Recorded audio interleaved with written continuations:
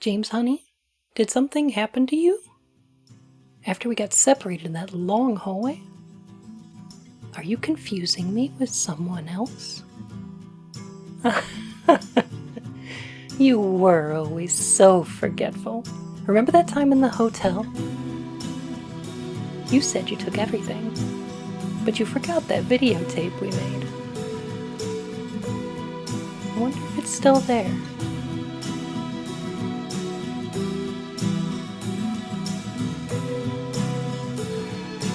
I'm not your Mary.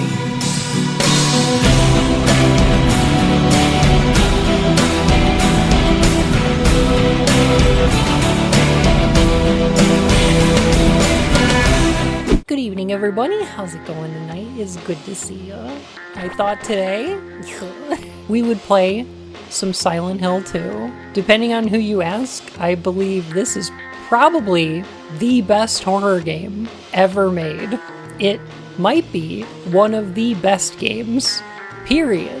And I also think it's one of the worst things to happen to the Silent Hill series. Mostly because every game after Team Silent was disbanded is just trying to be this game over and over and over again. I'm sick of seeing people trying to just replicate Silent Hill 2's success. It's a great game. It ruined the franchise. I'm gonna play through this and provide a little bit of analysis, a little bit of lore. There's gonna be some spoilers. So if you've never played Silent Hill 2 before, I would highly recommend the Silent Hill 2 Enhanced Edition. It's really easy to get the Silent Hill 2 Enhanced Edition running. I highly recommend doing that if you've never played this game before, because it's absolutely worthwhile. What if I'm a scaredy cat and too scared to play this game? Put it on easy and turn up the brightness. Otherwise, maybe enjoy a Let's Play like this. Silent Hill 2 is so fucking good. So, after Silent Hill 1, the director and writer of that game went on to go work on the Siren series, which left one of the, I believe, scenario writers from Silent Hill 1 to step up into the director role for Silent Hill 2 and none of the other games. Team Silent wound up shuffling members around a lot, so very few of these games have the same writer or the same director, but a lot of the original ideas of the series were established before the first game took place. A lot of things that you will see in Silent Hill 2 that may seem confusing do have an explanation, and usually that explanation is in Silent Hill 1. Silent Hill 1 does such a good job of establishing the way that the universe works and the way that the mechanics of the nightmare interact with the real world. It's great. These games are remarkably consistent.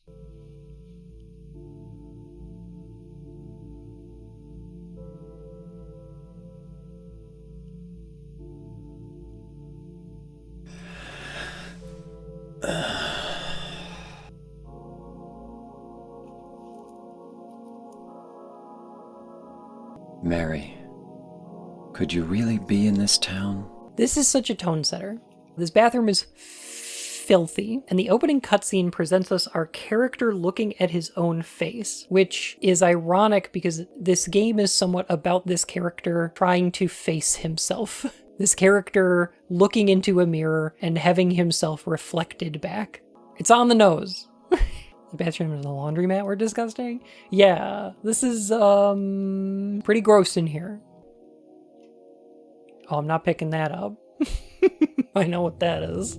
Also, on the wall back there, you can see these Heaven's Night posters, and there's a familiar face on them that we will see later.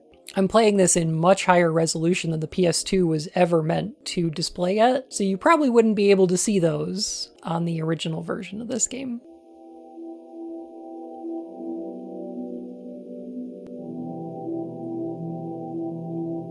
In my restless dreams, I see that town. Silent Hill. You promised you'd take me there again someday, but you never did. Well, I'm alone there now, in our special place, waiting for you. I got a letter. The name on the envelope said, Mary, my wife's name. It's ridiculous. Couldn't possibly be true. That's what I keep telling myself. A dead person can't write a letter. Mary died of that damn disease 3 years ago. So then, why am I looking for her? Our special place. What could she mean? This whole town was our special place. Does she mean the park on the lake? We spent the whole day there, just the two of us, staring at the water. Could Mary really be there? Is she really alive, waiting for me? No game has ever had voice acting as good as this. There's a reason for that. James's voice actor, known as Guy Seehee, I think he's kind of shitty these days. He posted a bunch of like anti-vax shit. I hope he's over that and he's better now, but I don't know. Like, that's the situation with that guy. So if you see people in chat saying fuck Guy Seehee, that's what's going on. Nothing irredeemable as far as I know, but just kind of shitty. The way that Guy Seehee got this job, as far as I know, the story that I've heard is that Guy Seehee took his daughter in to read for the role of Laura in this game, but the casting director thought he had a really interesting looking face. And so they got him to read for James Sunderland, even though he was not a trained actor. I believe he was in real estate or something. And a lot of the voice acting in this game was they would have the actors with the scripts acting out a scene several times physically, and then they would go and get into the suits with the ping pong balls, and they would do both the motion capture and the voice acting at the same time, using like the on-set audio instead of being in a booth. Because a lot of the people in this game are just not actors. And that's what gets you this performance, which is such lightning in a bottle. This is one of the reasons that I don't think this game could or should be remade, is because you can't get this voice acting anymore. It was done so specifically. It is such a product of its time and the people involved that it is impossible to disentangle Guy Seehee from James Sunderland, because James's face, his motion capture, and his voice are all modeled after this real person, for better and worse. So anybody sitting down in a booth who's a professionally trained voice actor will not get a performance like this, because it shouldn't sound like a performance. It shouldn't sound like an actor. It should sound like a person. And a lot of voice actors can't draw that kind of performance out, because it's really, really hard to do. It's incredibly difficult to do. When they did the HD collection, Guy Seehee was replaced by Troy Baker. Nothing against Troy, does a great job most of the time, but he is doing an anime-ass voice for this character. I got a letter. The name on the envelope said Mary. Well, don't worry. I'm not crazy. At least I don't think so. Leave us both the hell alone! It was you, wasn't it? You're the one who stepped on my hand. I was just... No, it's okay. I didn't mean to scare you. I'm kind of lost. This town is full of monsters. How can you sit there and eat pizza? It's hot as hell in here. You better do something about that cough. And when you're anime voice acting, it is a very different thing than when you're trying to act as a person, because there's a lot of space to fill with incidental noises. Next time you're watching an anime, listen for voice actors and characters who go, just in between lines for some reason. And once you notice it, it will never stop bothering you. And when it happens in Silent Hill 2, oh, I hate it. Oh, it makes me so mad. I have a really similar car to this. My car looks a lot like this one, actually. We come. Yo, we come.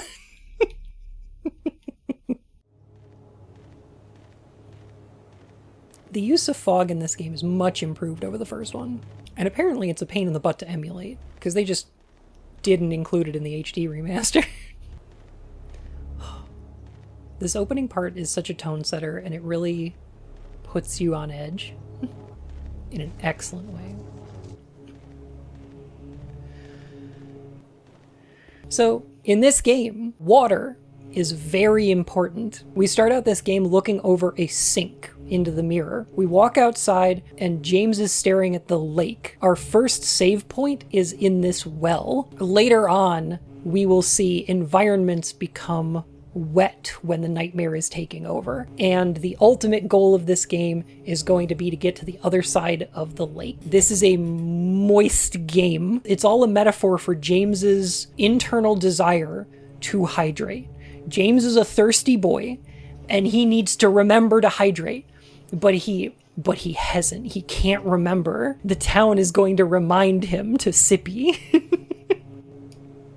There's something in the well. I think about this part a lot, actually. What's that?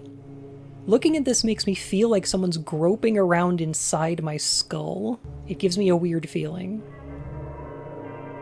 In Silent Hill 1, our save points are little notepads that we write on. Partially because, like, our main character, Harry, is a writer and is just leaving documents just in case someone, finds them in the future. James, I feel like the fact that this save point is groping around inside our skull is supposed to be an indication that this game is going to be a little bit more cerebral. It's going to be a little more internal. Because the thing is that Silent Hill 1 isn't really about Harry's internal life. It's not really about what's going on in Harry's head, but this game is very, very much more about what's going on in James.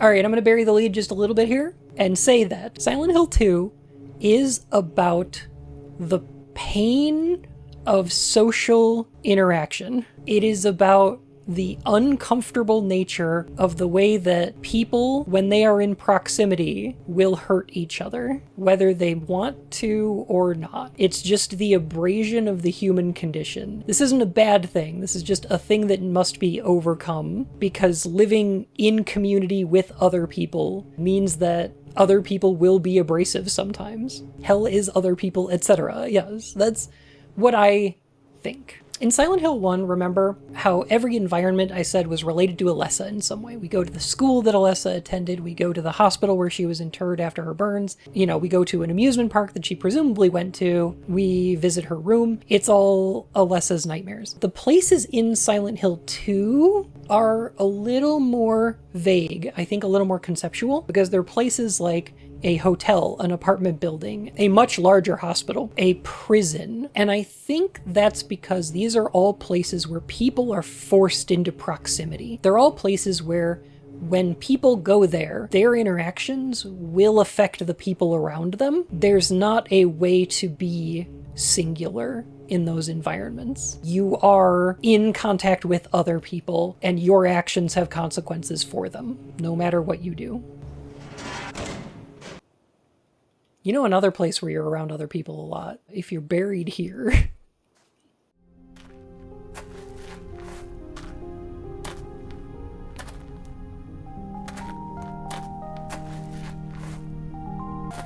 Excuse me, I No, was it's just... okay.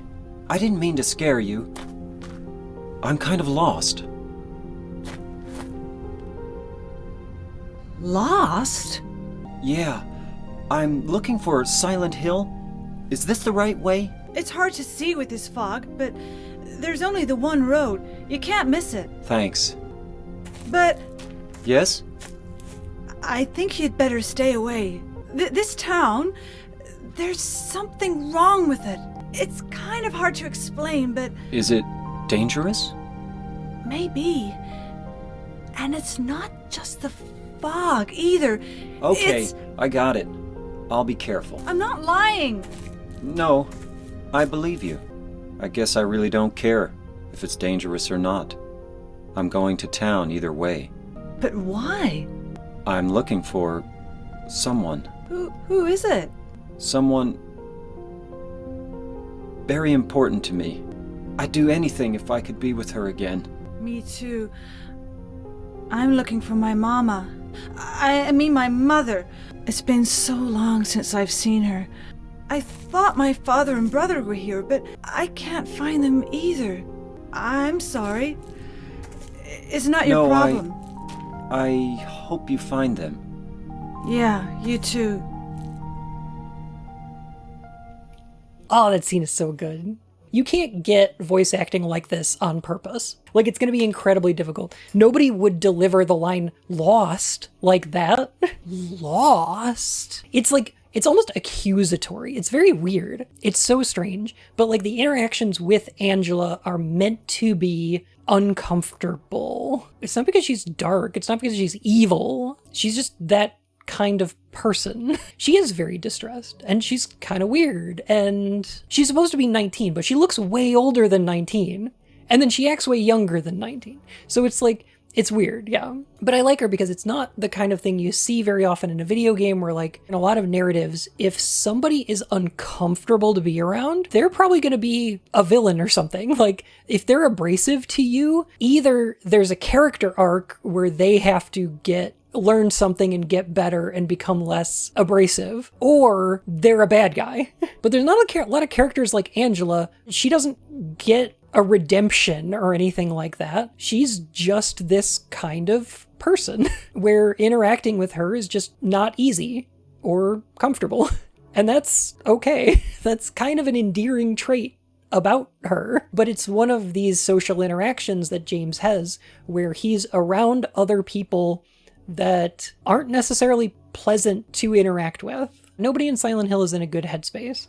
And there's a reason for that. We'll go into it a little bit later. But at the end of the day, this is a game about what happened to the town after Silent Hill 1. It's not really going to answer any of Silent Hill 1's questions. It's not going to be a direct follow-up, and it's not going to touch very explicitly on the cult. But it is about what happens to the town in the wake of Alessa's nightmare escaping her head. And they go an interesting direction with it, I think. Aw, man. The Silent Hill Ranch. It's a shame we never get to go there. What a good sign.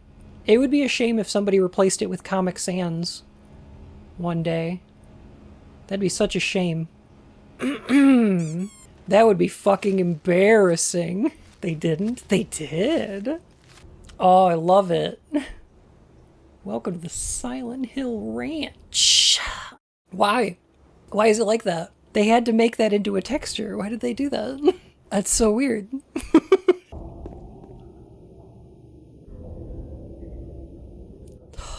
This sound design is so good, though. I love the hints of things out there. Like, you can kind of see out in the fog. There's another side to this little channel here, but it's so shrouded and distorted that it's difficult to tell. And the sound design works the same way. You can hear, you can almost make out things. It causes your brain to kind of fill in the gaps and come up with things. Also, could you imagine driving on this? Jesus Christ. Are these marks blood?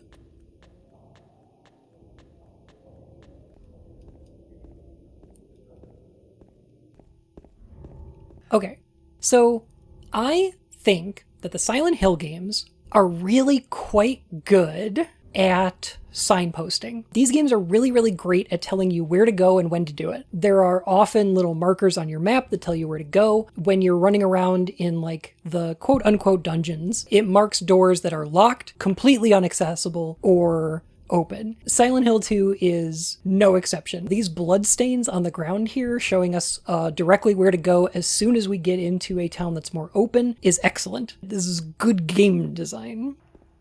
All right, I want to point out another game design thing. In a lot of modern video games, there's been a lot of hullabaloo about painting things yellow. I think it's fine. I don't have a problem with it. That said, it is a constant struggle to indicate to the player what parts of a game are interactive and what are not. For instance, there's a door over here. Can I open this door or not? And there's a way that I know before I even try it. Sometimes in a video game, what you will do is you'll put a prompt over the door if you get close enough, which is fine. The way that Silent Hill 2 lets you know what is interactable, what is a pickup, and what you can go through is this. Because I walk by this door and the camera angle doesn't change, I know that it's not important. If it is, getting close to this door will change my camera angle either to facing away from it or facing directly towards it. The other thing is, James is looking at stuff. You can see his little head. He's looking at his little health item over there. He's like, ooh, look at that on the ground. Oh, look at that over there. Oh, I'm gonna look at that. What's that on the ground over there? James is curious. Maybe I'll check it out. What's over this way? Ooh, woo? What's this? It's just good game design. You don't have to have any UI on the screen either.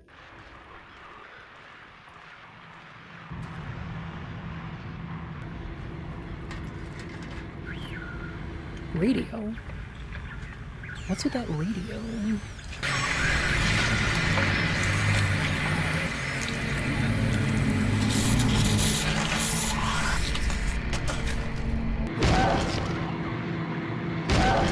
Is it dead? What the hell is it? It's not human.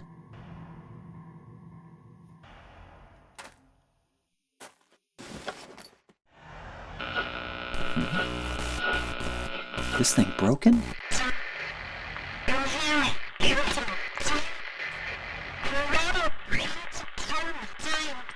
What the? I better take it anyway. I might need it. We will hear a little bit of that voice later. Dang. Place got fucked up. Oh no, lava. I don't know why he said lava. So weird. Alright, so a lot of these named locations on the maps are places that you can go inside of, which is nice and helpful. Neely's Bar is an important one because it's where you can get the map that gives you a lot of information here. A lot of circled points of interest, question marks as to where you want to go, as well as telling you how to get to Rosewater Park, or at least back from it. The question mark at the end of Martin Street there is the key to get to the Woodside Apartments, which is how you get to Rosewater Park. The game is pretty good at signposting. I don't know. It was pretty good. There was a hole here. It's gone now. So, I think this is cluing us into what's going on with those roads. The world itself is twisted and convoluted. It is being changed. There was a hole here. It's gone now. The same way that there was a street that led to Rosewater Park. It's gone now. It doesn't even necessarily need to be, like, supernatural. In Silent Hill 1, it's clear that a lot of those holes are supernaturally deep. They're very impossible. In this game, they're much more just like sinkholes. They're very big potholes. I love this part. There it is. Oh! Good little jump scare. It's cute because there's that little like build up beforehand, you know, your radio's going off. You're getting that like whirring noise. It's almost mechanical. It's a lot like the smoke monster in Lost. What? Angela said it first, okay? Lost? Oh my goodness. It's a nice jacket this thing's got on. Green jacket, blue jeans, some black shoes. Interesting. Oh hey, another weird looking corpse with a green jacket and blue jeans. Interesting. So there's an interesting precedent this game sets up. In Silent Hill 2 and 3, the games go out of their way to avoid showing the faces of people who are actually dead. In Silent Hill 3, they have some interesting ways of hiding it behind the letterboxing during cutscenes, and this game has their faces twisted and obscured. Although these aren't necessarily real people, these might also be just manifestations. Clever way to recycle assets, for sure. Hey, did you see how the camera angle changed there? That means you can go in here. If I lived here, I would be pissed at all of these like chain link fences around here. How are you supposed to park? You can't even get into your garage. Annoying. Awful. With barbed wire, right? Yeah.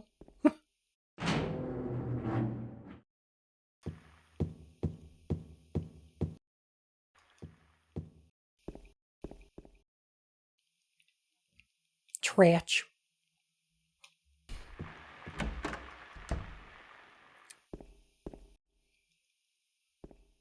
All right. This is one of those fascinating things that you can do with camera angles in this game that's so good. Because when you walk in this room, There's a low angle shot with a light pointing at you. The camera angle here, similarly to the alleyway in Silent Hill 1, feels like it's leering at the player. It's watching you. It almost feels first person. And as you walk into the room and see James silhouetted in the light here, you see a figure on the right-hand side of the screen, which moves in. This can be quite startling the first time you see it, especially if it's incredibly dark there. I love that this looks like a figure until you walk forward enough to see that it's missing its head. The framing here, yes, is accusatory, and specifically, these are Mary's clothes. I love that when you pick up the flashlight, it switches from pointing at the camera to pointing away so that you can see what's behind the mannequin. Because it's shrouded in darkness back there, you don't see the mannequin until you pick up the flashlight and it flips the opposite direction. Very good. Ruined the rug, it really tied the room together. I'm sorry. But also this room is just full of like mannequin parts. It's kind of weird. Oh, I love this old television. There's nothing unusual about it. Could you imagine playing Silent Hill on one of these? 3 needles stand of 3 different heights, the fat, the tall, and the thin. From slow to fast, they move to the right. Scott rests not on 3, but 15. There's a clue for the next puzzle. It's a little bit different depending on what difficulty you're on. The scars from the past shall remove the nail that stops time. Yeah.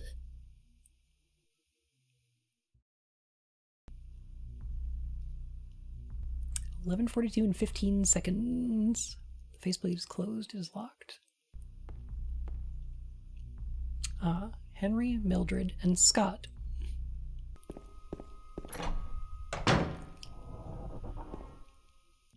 Yes. I love the noise here. This creepy ambience area. If I stretch my arm out, I just might be able to reach it.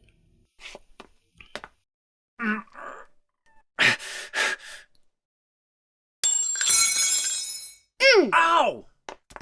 Hey, wait! Damn it. Children! James got fucking owned! James will never recover from this. Devastating. This is a cute room too. You can see already all the shell casings on the floor there, and there's just bullet holes all over these walls.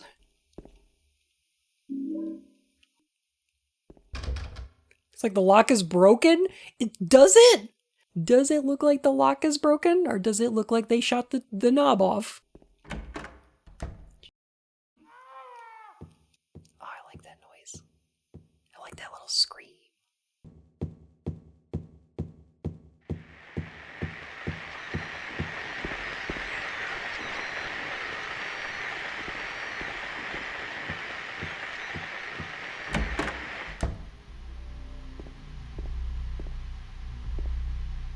Okay, so you remember last time we were in this room?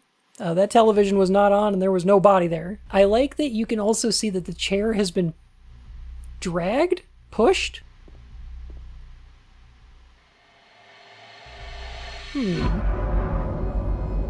That haircut looks familiar. God. Who could have? Instead, who could have done this? It was Dio. We're all trying to find who's responsible for this. Just Pyramid Head in a fucking hot dog suit.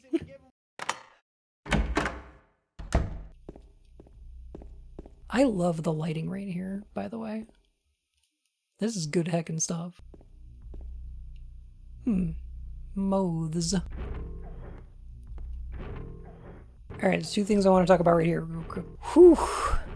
This is one of those instances where if you take something sterile and make it unclean, it evokes this kind of disgust reaction. As human beings, if we look at a bedroom, but it's filled with bugs, and there's a hole in the wall, There is no person who's going to want to reach into that hole. Not because we don't know what's in it, but because we can imagine what's in there.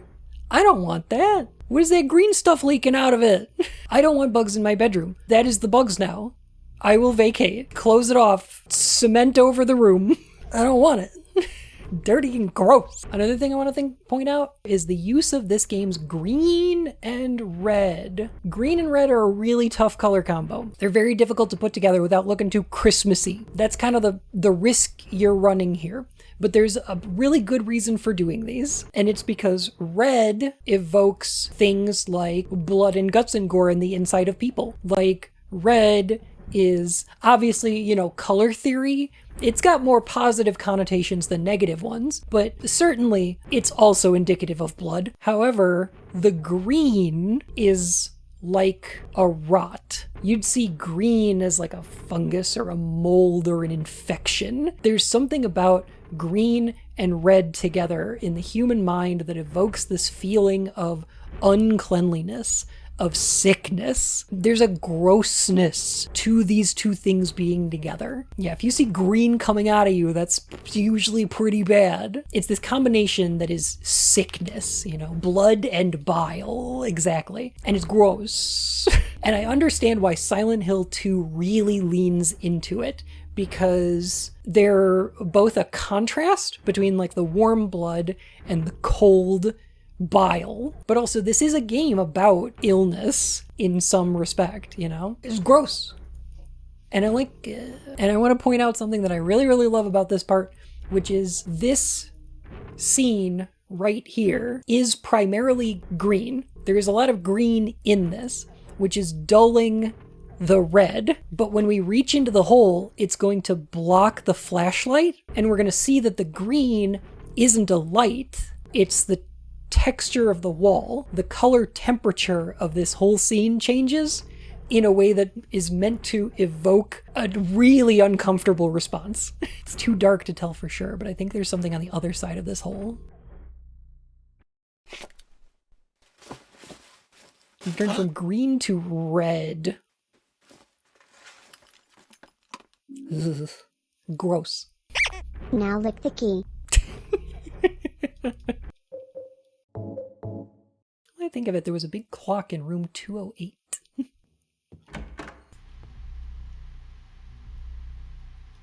Okay, so I want to explain the cleverness in this wording right here real quick. What this is telling us is that there are 3 needles of 3 different heights: the fat, the tall, and the thin. We've got hours, minutes, seconds, right? Easy enough. From slow to fast, they move to the right. Scott rests not on 3, but 15.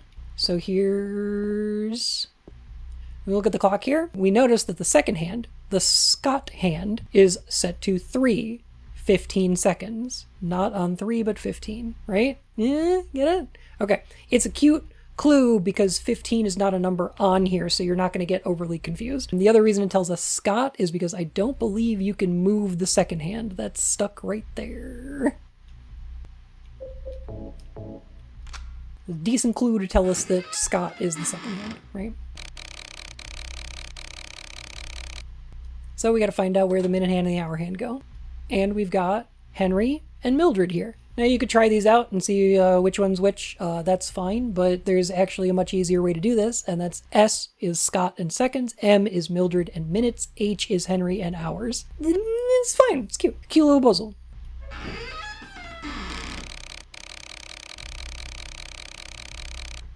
That sounds about right.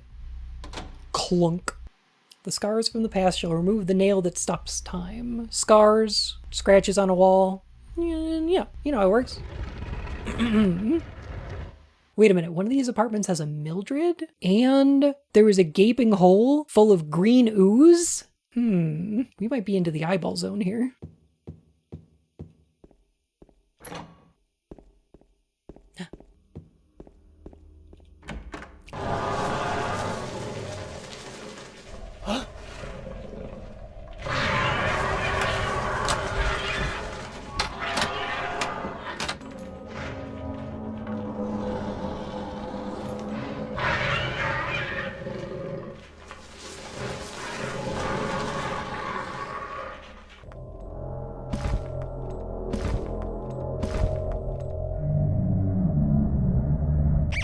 No wonder Hess so mad at you, Bun. You can't just walk in on him like that.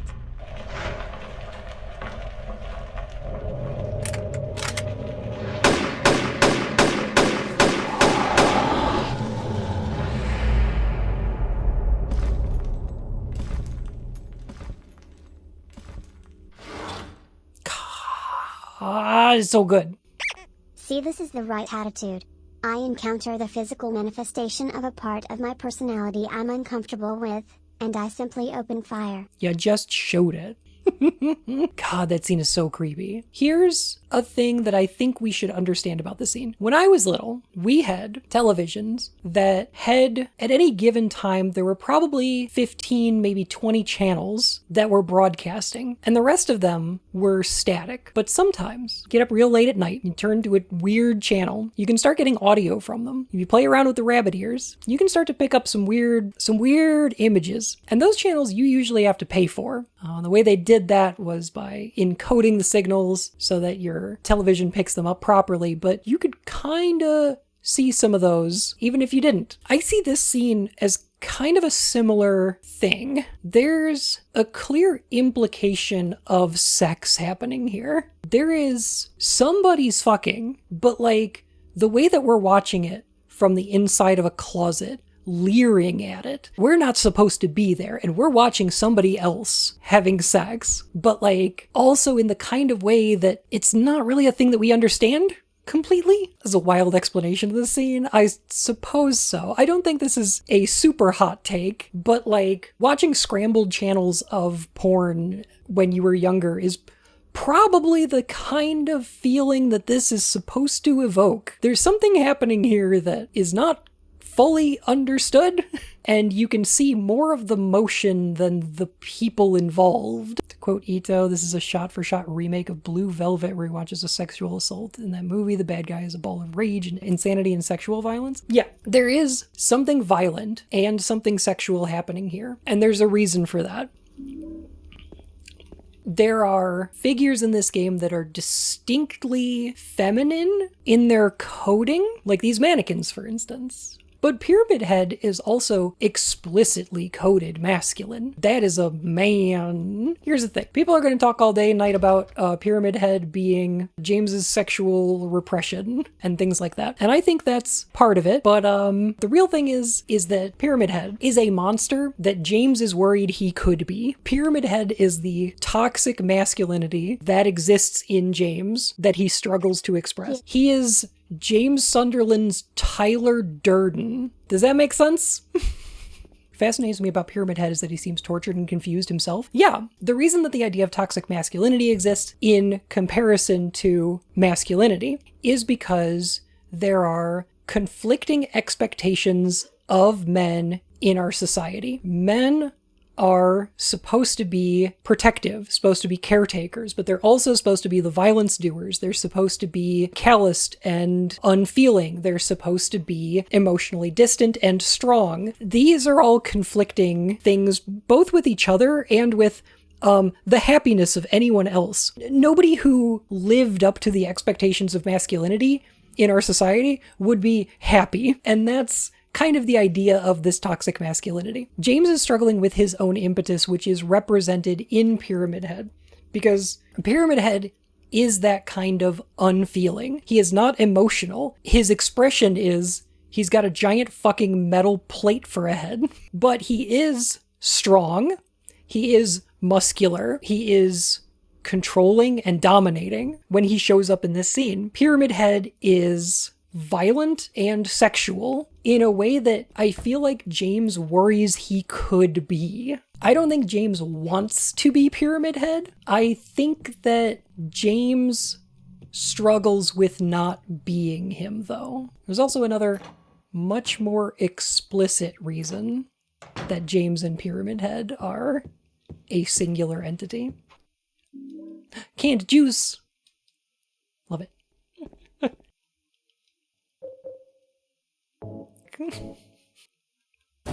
Thunk. This one kills me. This puzzle took me forever to figure out. It took me so long to figure out you gotta just throw a 6-pack of juice down the garbage chute.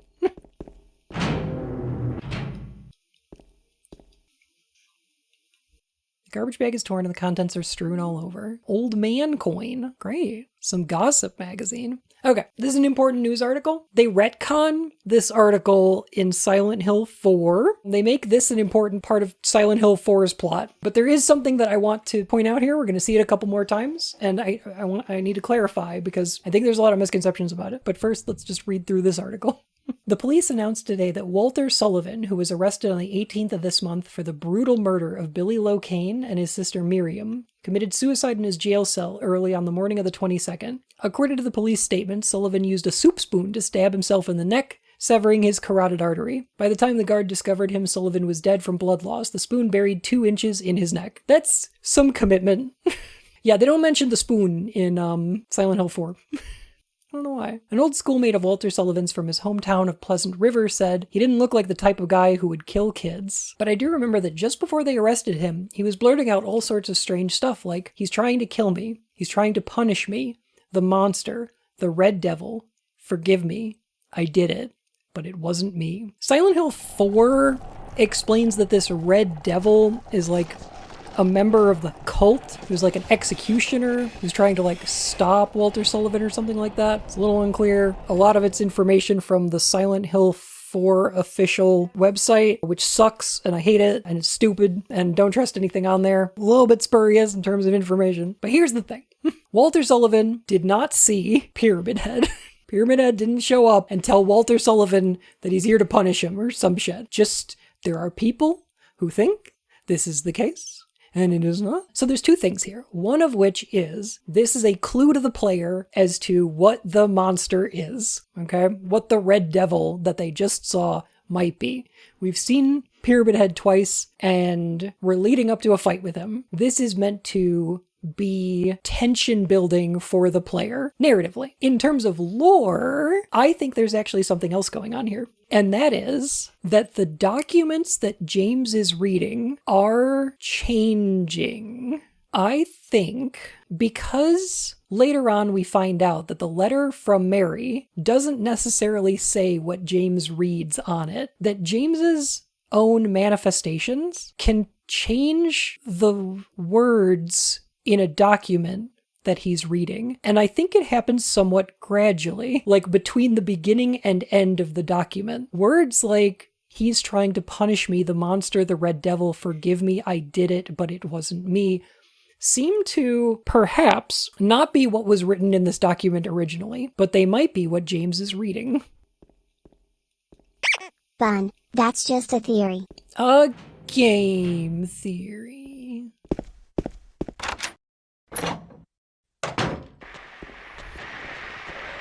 This is an interesting one. So we go into the pool where there is a baby's stroller, a pram, if you will, and we get the snake coin out of it. Found in a pool with no water. Baby snake doo-doo-doo-doo. Okay.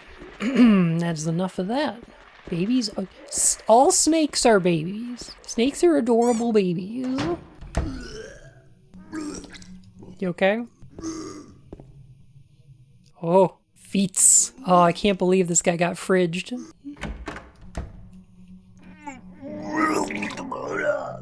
God, that noise is visceral. It wasn't me. I didn't do it. Do what? I didn't do anything. I swear. He was like this when I got here. My name's James. James Sunderland. Eddie. Eddie. Who's that dead guy in the kitchen? I didn't do it. I swear I didn't kill anybody. You're not friends with that red pyramid thing, are you? I don't know what you're talking about. Honest. But I did see some weird looking monsters. They scared the hell out of me. So I ran in here. I guess this place isn't too safe either. What happened here anyway? I told you. I don't know. I'm not even from this town. I just... You too, huh? Something just brought you here, right? You need me to hold your hair? Yeah, you could say that. Well, whatever it is, I think you better get out of here soon. Yeah, you're right. What about you? I'll leave as soon as I'm done here. Eddie, be careful. James, you be careful too. Oh my god. Poor Eddie. Eddie did nothing wrong? Are you kidding me? He killed a dog. My man's killed a dog. We do not stand. Eddie is canceled. To be fair, that dog did have it coming. It did not. One of the things about Eddie is that, similar to when we met Angela, she is uncomfortable to interact with because of the way that her, speech is stilted. She acts in a really weird way. She's very, skittish and sort of easily startled. Whereas with Eddie, interacting with him for the first time is really uncomfortable because he's vomiting for the whole thing. And it's gross.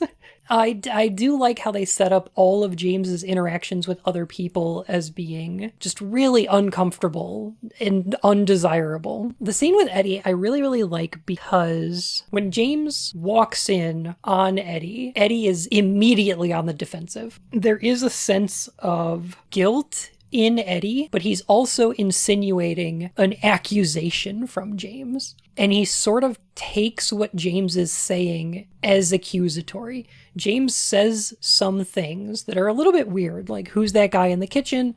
Are you friends with that red pyramid thing? Or whatever, which, these are pretty reasonable questions to be asking on one hand. James is kind of curious, but on the other hand, you can see where Eddie could read those as being accusatory in the right tone of voice. And we're going to see that played out much more as this game goes on. Also, I want to point out this room. I don't know if a lot of people go in here, but I do want to point out all these, football posters on these walls. Football posters and meaningless graffiti. I couldn't care less about either of them. James is not a sports guy. Was Eddie a peaked in high school guy with all those posters? So that's a great question.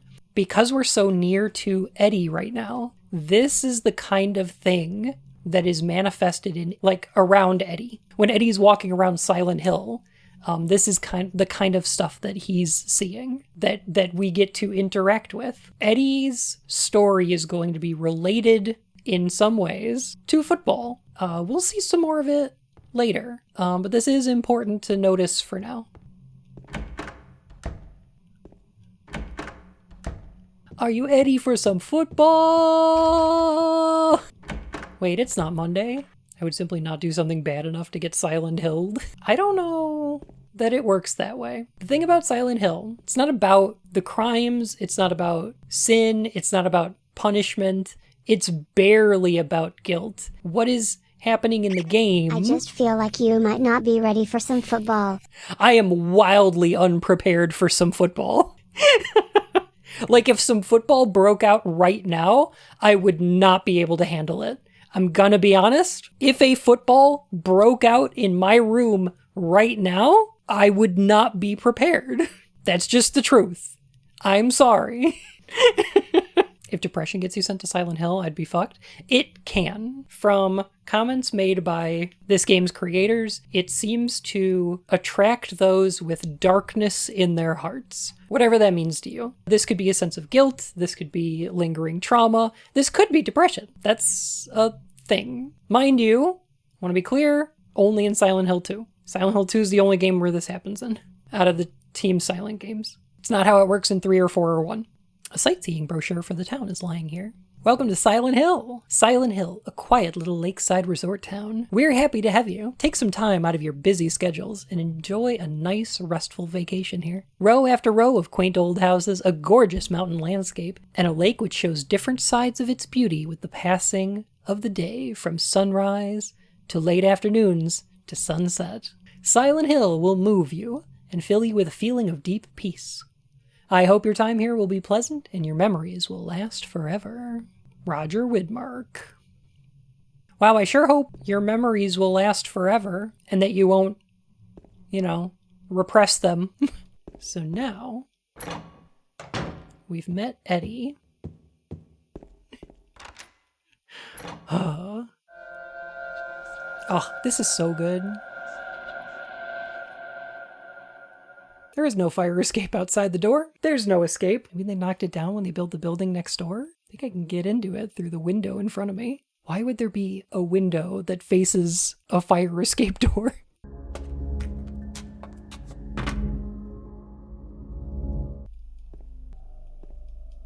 Ah, yes, the turlet. Looks like there's something stuck in the turlet. Will you take it out? James.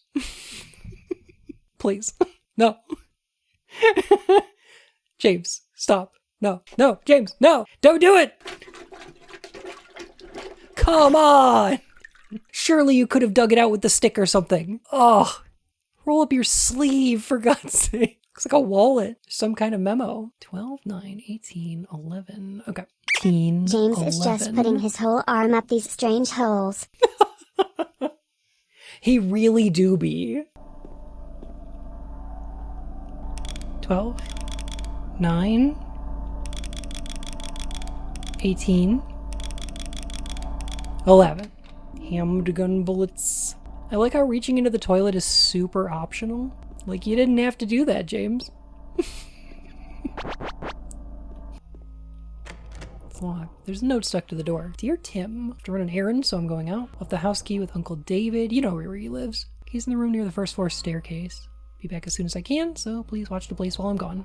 Jeez, this apartment is so much scarier than the last one. Like, the Blue Creek apartments are so much scarier than the Lakeview apartments. One big gradual descent, and it starts here by just having a subtly more decrepit apartment. Yes, and a wetter one. Again, that theme of water showing up here, and usually when it does so, it's a bad thing.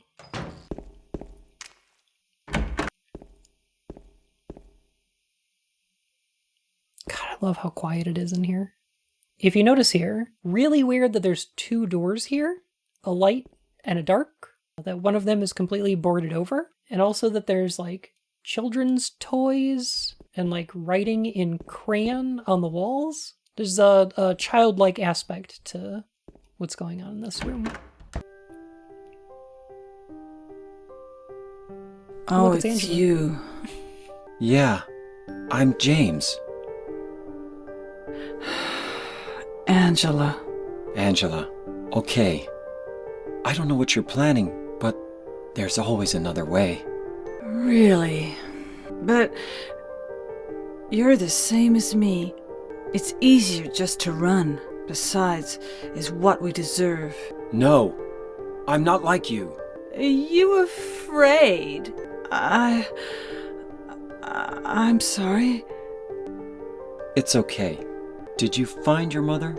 Not yet. She's not anywhere. Did she live in this apartment building? I don't know. So, all you know is she lived in this town. What did you say? How do you know that? Well, I just figured, 'cause this is where you're looking for her. How else would I know? Yeah. Am I right? I'm so tired. So, why did you come to this town anyway? I'm sorry. Did you find the person you're looking for? Not yet. Her name's Mary. She's my wife. I'm sorry. It's okay. Anyway, she's dead. I don't know why I think she's here. She's dead? Don't worry, I'm not crazy. At least, I don't think so. I've got to find my mama. Should I go with you? This town's dangerous. Now I know what you meant back there in the cemetery. I'll be okay by myself. Besides, I'd just slow you down. What about that? Will you hold it for me? Sure. No problem. If I kept it, I'm not sure what I might do. No! I'm sorry. I've been bad. Please don't.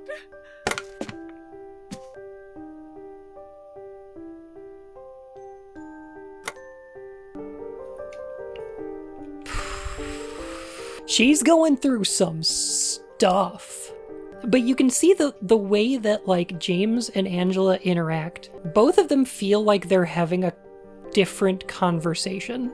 James is sort of approaching this from an aspect of, like, talking her down from a ledge, and she is interpreting James as being somewhat sinister, looking to, like, I don't know, take advantage of her or get an upper hand on her. I do think both of them are mistaken in the way that they're approaching this conversation, and it leads to this, like, really uncomfortable feeling. Yeah, she has no reason to think otherwise, but also, like, James is mistaken coming into this conversation with an idea that, oh, this is a person I need to save? Because that's not right either. It's two people who are interacting but unable to communicate. These people in this environment who are affecting each other but not able to effectively talk. And it's a lot of this game. A lot of this game is going to be like this. There's a couple of really good shots in that scene, like the top-down shot of Angela looking in the mirror. It's not like a two personalities thing, but it's a two sides of what she's kind of seeing here. There's an Angela in here that's accusatory. How do you know that? It's the one that holds the knife to keep James at bay. But then there's the one that says, I'm sorry, I need to find my mama. It's like an aspect of code switching. It's great. It's so good, it's so uncomfortable, it's so difficult to tell what's going on in Angela's head for James, but it's also difficult for Angela to discern what is going on with, like, in James's head. I love it. It's so good. A photo. I want to point out something else here. I'm going to turn up the volume for a second.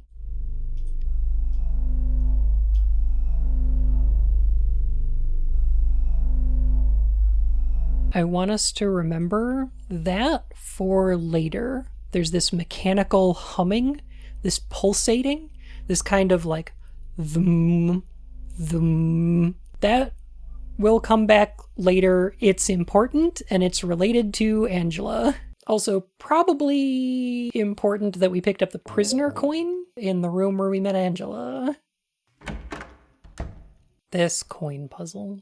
3 bright coins in 5 holes be. At one end sits the seducer of she. The wind from behind the woman doth play. The formless one, null, lies furthest from they. The old one beside the serpent sits not. 'Tis to the prisoner's left that he doth rot. Oh, to be a null with 5 holes.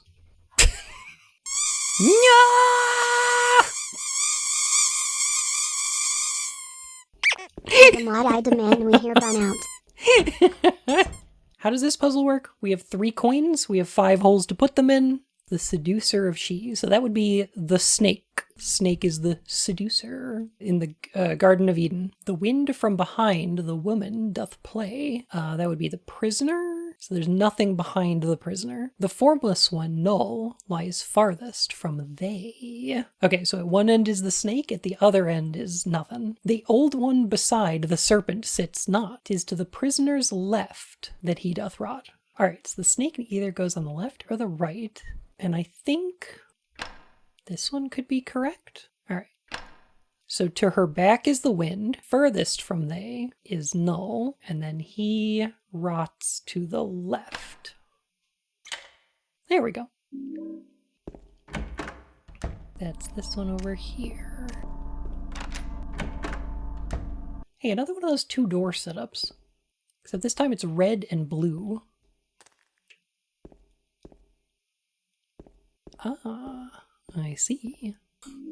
What kind of key is this? Honestly, 1 tumbler. This is a 1 tumbler lock. Any and every person trying to pick that lock would get in. I don't think they'd have to try.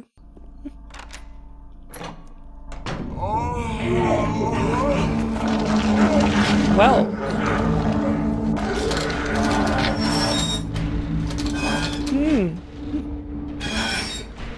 Wow, that's quite explicit, isn't it? Do you validate parking? Let's see here. If I can run around behind him here. On the other side. Oh, jeez. Phew. Okay, bye.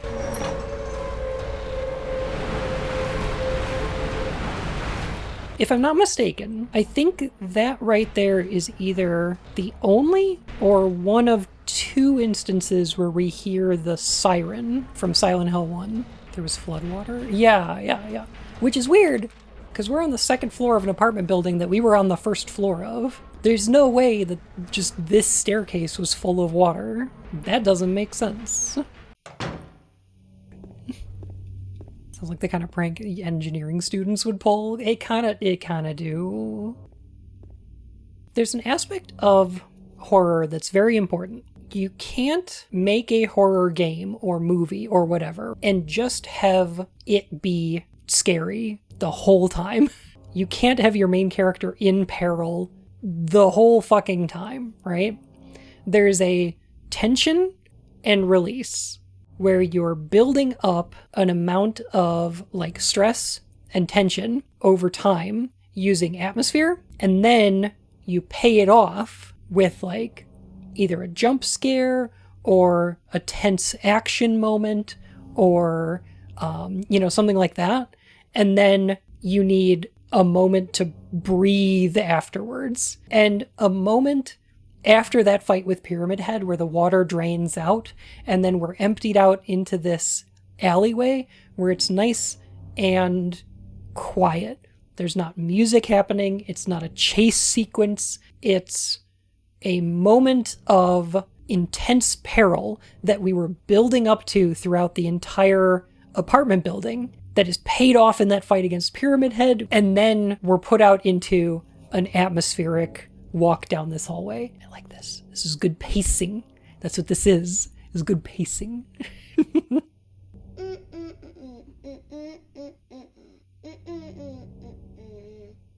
You! It was you, wasn't it? You're the one who stepped on my hand. I don't know. Maybe I did.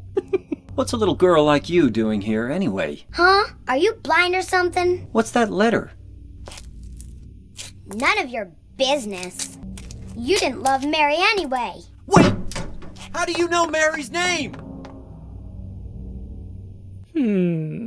James is getting bodied by this fucking kid. Fucking bodied. So this is that park. Mary, are you here? Man, this is one foggy park. My God, out there in the mist. A gazebo. I detect evil on it.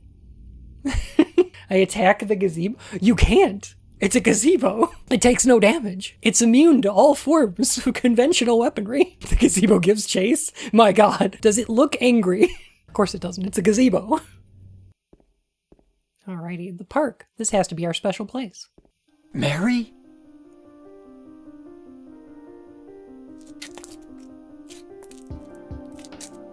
No, you're not. Do I look like your girlfriend? No, my late wife. I can't believe it. You could be her twin.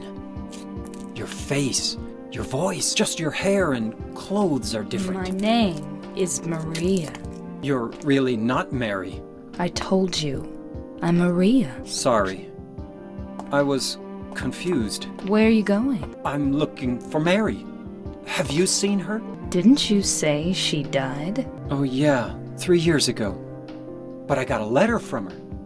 She says she was waiting in our special place. And that's here? Is this your only special place?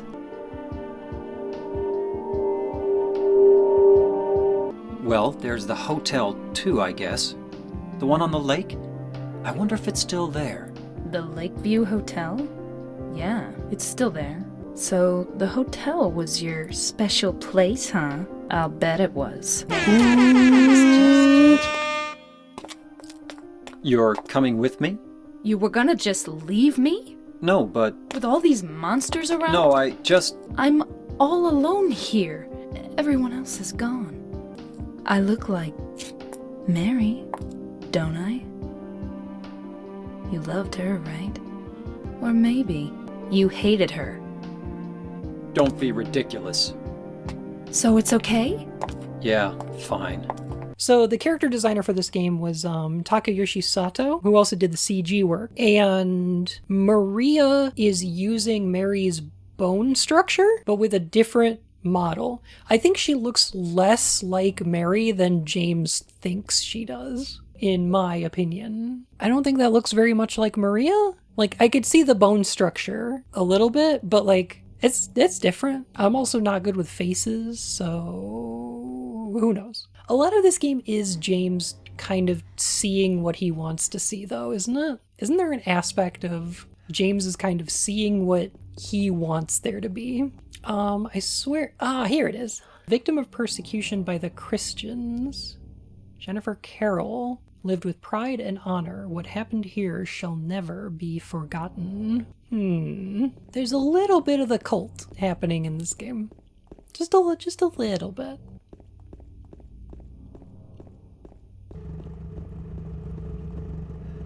Well, I think you busted an axle.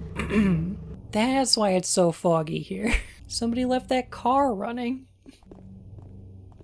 Here we are. Lost Memories. Think it only shows up in your second playthrough? The name comes from the legend of the people whose land was stolen from them. They called this place the Place of the Silent Spirits. By spirits, they meant not only their dead relatives, but also the spirits that they believed inhabited the trees, rocks, and water around them. According to the legend, this was where the holiest ceremonies took place. But it was not the ancestors of those who now live in this town that first stole the land from these people. There were others who came before. In those days, this town went by another name, but that name is now hopelessly lost to the veils of time. All we know is that there was another name, and that for some reason the town was once abandoned by its residents. So this is kind of important. This document is playing with a concept that both Stephen King and Lovecraft and David Lynch are very interested in. Alan Wake does this too a little bit, but these authors are interested in the idea that there is a implicit horror in the fact that all of us in America are living on stolen land. We are living where we are because of a history of violence and oppression. Heckin', we should give it back. But some authors do this better than others. But there's an interesting way that horror tries to tackle this issue. We see it a little bit in Twin Peaks because there's a lot of indigenous culture that is happening in the background of that show. But there's also a way that Stephen King handles it, which I'm less of a fan of, which is from stuff like The Shining or Pet Cemetery, where they establish that buildings are built on burial grounds and things like that, which is kind of a dumb trope, but one that's exploring a similar topic. Silent Hill's not that way. This wasn't a burial mound, it wasn't a graveyard, it wasn't a place where an atrocity occurred. Silent Hill was a place where the spirits lived. Silent Hill was a place with a lot of spiritual significance, and that's important, because that is giving us a clue as to what is going on in this game after the events of Silent Hill 1, or what happened to the town after the events of Silent Hill 1. In Silent Hill 1, a little girl's psychic powers cause her nightmares to escape her head. But in Silent Hill 2, it seems very much more like the people who are drawn to this town are having their own subconsciouses manifested before them. The reason for this is because, like the land was stolen and developed, the spirits that inhabit it have become influenced by the events of that first game, by the cult itself, by the manifestation of Alessa's nightmares. The spiritual power that existed on the land of Silent Hill, that Silent Hill was built on top of, has become, for lack of a better word, I'll say infected. It's sick. This game is very concerned with ideas of illness. The spiritual nature of this town is an aspect of that. It's the reason that the town itself is become attractive to people with darkness in their hearts, and why their subconsciouses are being manifested. It is a nature of the spiritual power of this town that existed long before it was settled. So Maria is a really interesting character because she is an aspect of James's subconscious manifested. We're going to see a little bit more of this later. We're going to get a big reveal for it. But I feel like I don't mind spoiling that a little bit, is that Maria, similar to the monsters, is something that the town has made out of James's memories, desires, his dreams about Mary. But he notices right away that she doesn't act the same way that Mary does. He says, "You're really not Mary." The fact that Mary exists in this game is actually established in Silent Hill 1 with the character of Lisa Garland, who is similar. She's made in the image of Alessa's memories of the real nurse Lisa, where Alessa's memories of Lisa have become their own person. Similarly, James's memories of Mary have become a different version of her.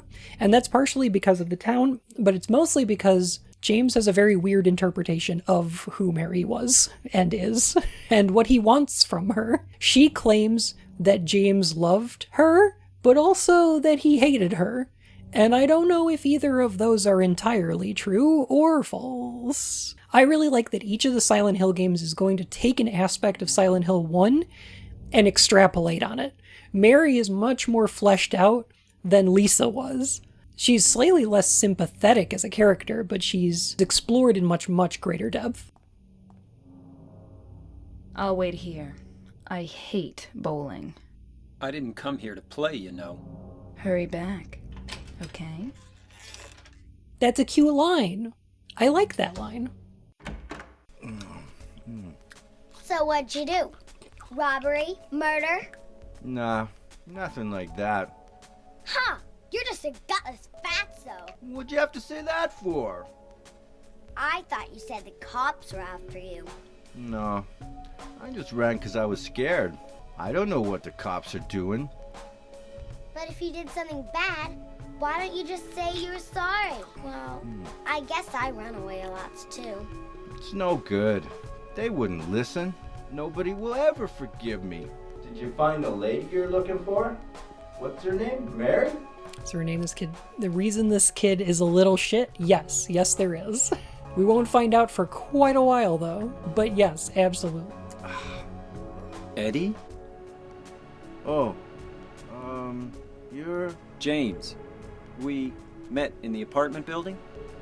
Yeah, I remember.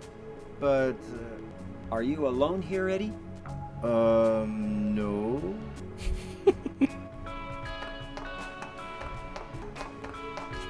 Bye-bye. Bye, Laura. Come back! Eddie, let's go after her. Huh? Laura? But why? Laura. Is that her name? That's what she said. This town is full of monsters.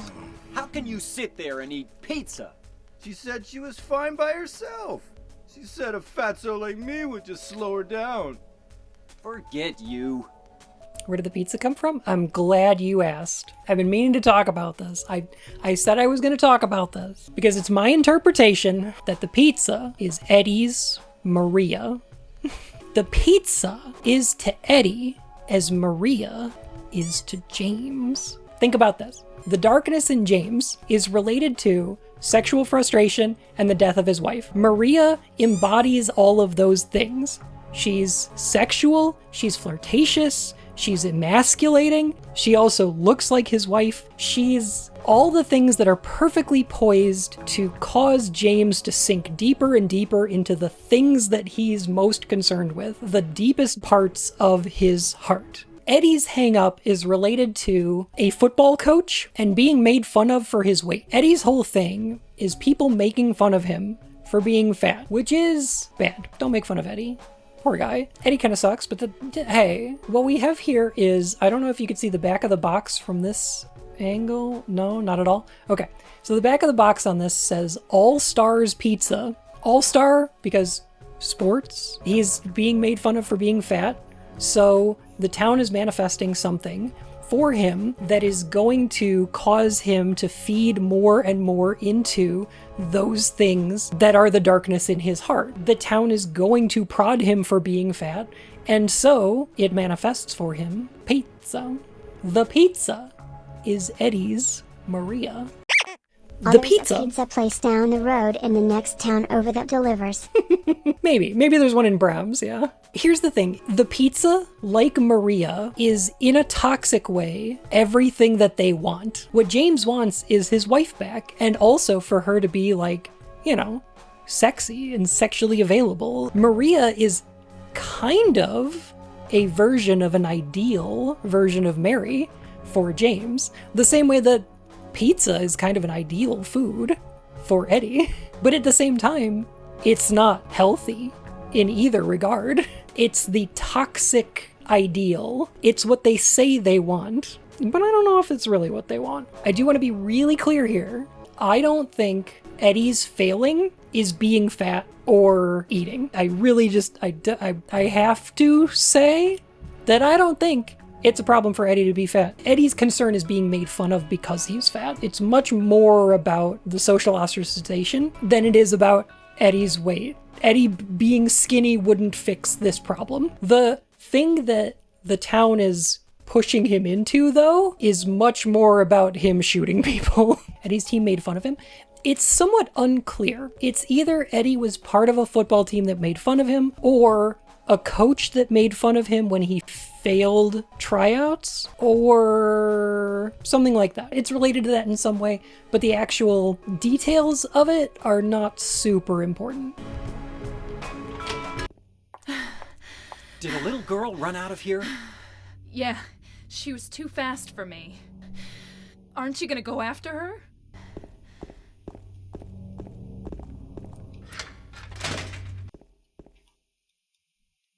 She went through there. Is there any other way? Yeah, there is. Right through there. It's no good. It's locked.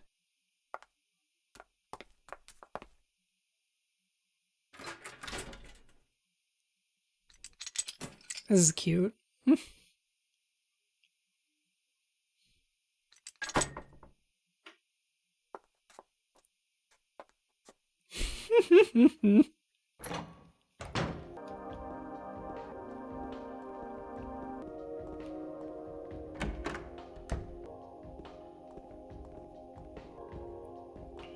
So, there's a poster for this bar that we saw in the bathroom in the beginning of the game that had a picture of Maria on it. It was already setting up for this set piece earlier. I do want to point out the endings of this game really quick. When you play through this game, don't look at the endings, don't try for any of them, just play it and get what you get. I think that all of the endings to this game are equally valid. I think some of them are good, I think some of them are bad, just in terms of like narrative weight, but I don't think any of them are invalid. They didn't put a warning at the beginning of the game that tells you, warning, this game psychologically profiles you as you play it, like Silent Hill Shattered Memories does. But it does. There are certain things that will affect your ending, like examining the knife that you got from Angela in your inventory, or looking at Mary's note or picture, or keeping your health at low or high levels, killing a certain number of enemies, the amount of time you spend with Maria. All of this stuff influences your endings in really cool ways. And I think that's awesome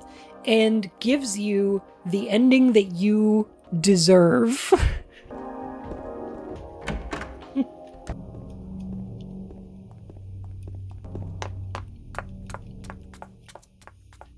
Over there!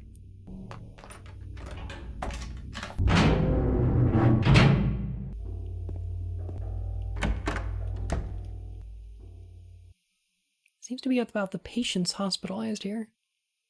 Jack Davis. Hey, his name also starts with J. He has attempted suicide 3 times in the past for reasons unknown. Although he is normally a model patient who follows doctors' and nurses' orders, he must be watched closely due to his past pattern of sudden and violent suicide attempts. Joseph Barkin. Hey, it's another J name. His illness seems to be rooted in the fact that he believes he is guilty of causing his daughter's death. His symptoms suggest a psychotic break and paranoid delusions.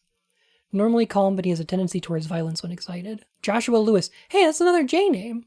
Just like James Sunderland. History of hospitalization, as well as numerous assault, battery, and other violent offenses. He has a strong persecution complex and a tendency to solve things through violence. Extreme caution necessary. You okay, Maria? Maria's all right.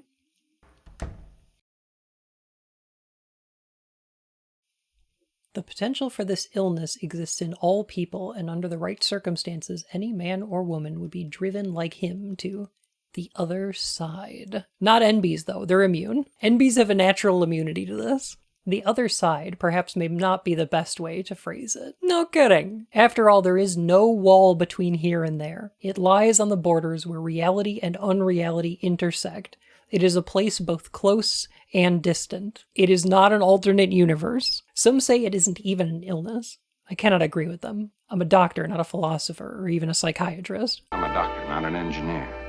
But sometimes I have to ask myself this question. It's true that to us, his imaginings are nothing but the inventions of a busy mind, but to him there simply is no other reality. Furthermore, he is happy there. So why, I ask myself, why in the name of healing him must we drag him painfully into the world of our own reality? I got the key from Joseph. It's probably the key to that box.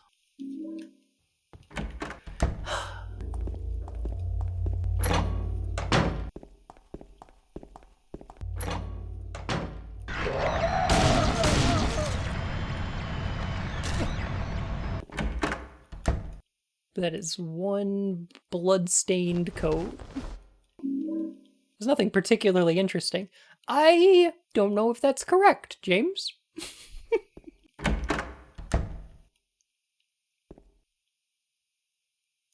Ow!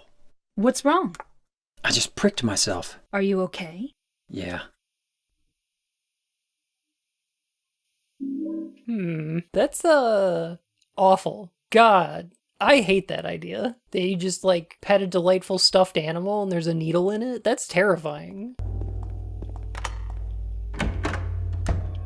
I gotta say, I've been playing that new Alone in the Dark. I feel like that game is really good, but it's got a similar issue that Resident Evil 2 Remake had, which is that it doesn't have the set camera angles anymore. And I think that's to its detriment. This right here is so good. It sets itself up so well to frame the scene properly, to convey the right mood. This top-down angle makes you feel like you're smaller, but the way that the room is decorated, the clutter in it makes it feel very claustrophobic. It's very confined. This wouldn't be great to do in like a third-person game. If you had a third-person angle on this, this would be really bad to do, is to have a room that's this cramped, because it's really difficult to make your way around in it with the camera that's bumping into the walls all the time, you know? The only way to do something this claustrophobic is kind of to have tank controls and set camera angles that can frame it properly, and also to hide things off screen. It is really good though. It makes things feel so tense. 3rd floor, patient wing hall, 7335. Food only, do not store drugs. 7335.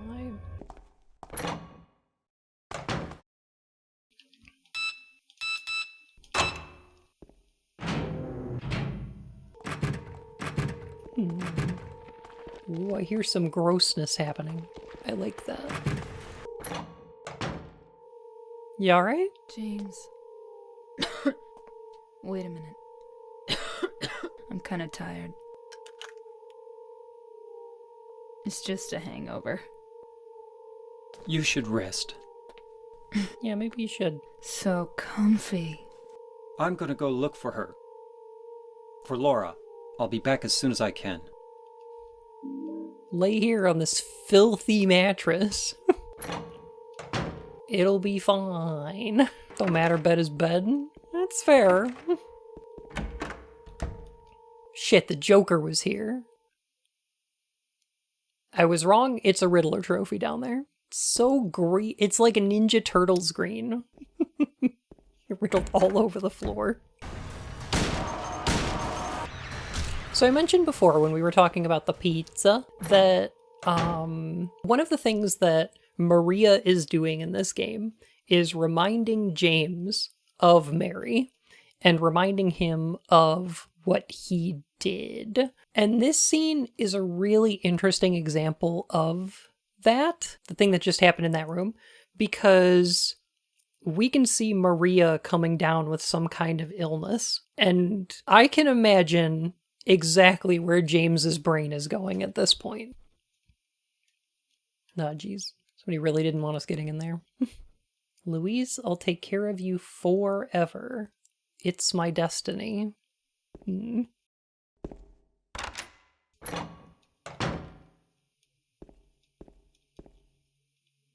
Something on the floor. Is this a diary? Normal place for a diary. May 9th. Rain. Stared out the window all day. Peaceful here, nothing to do. Still not allowed to go outside. May 10th. Still raining. Talked with the doctor a little. Would they have saved me if I didn't have a family to feed? I know I'm pathetic, weak. Not everyone can be strong. May 11th. Rain again. The meds made me feel sick today. If I'm only better when I'm drugged, then who am I anyway? That's an unhealthy way to think. May 12th. Rain as usual. I don't want to cause any more trouble for anyone, but I'm a bother either way. Can it really be such a sin to run instead of fight? Some people may say so, but they don't have to live in my shoes. It may be selfish, but it's what I want. It's too hard like this. It's just too hard. May 13th. It's clear outside. The doctors told me I've been released, that I've got to go home. The diary ends here. There are no more entries. What was a diary doing up here?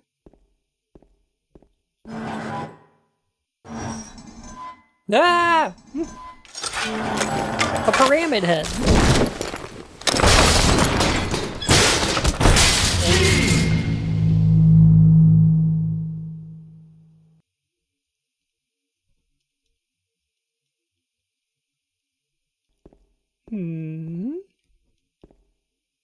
Dang, we went right through that ceiling, huh? Progress in this game is often falling down things or going downstairs.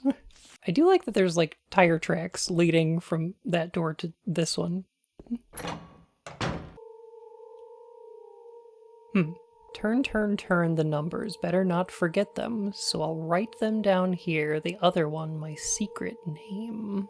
Oh, this fucking font. Is that a something 162? What would we call a secret name a dead name nowadays? It's pretty progressive for the time. I think it's a 4162.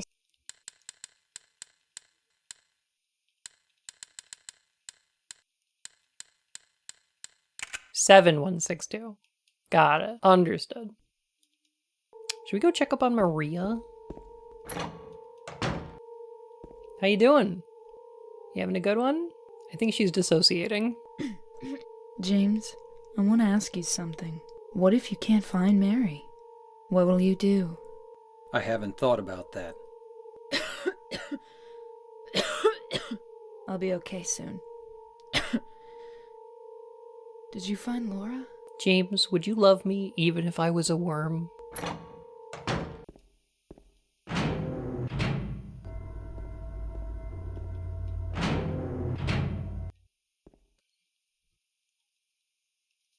There's a typewriter here. I've got no use for this. Not even saving my game. It's a sheet of carbon paper stuck on the typewriter.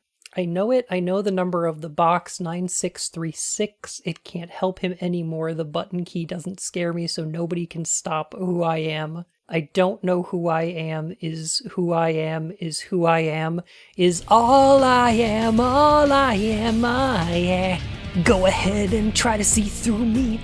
Do it if you dare. One step forward, two steps back, I am. One step forward, two steps back. Do it, do it, do it, do it.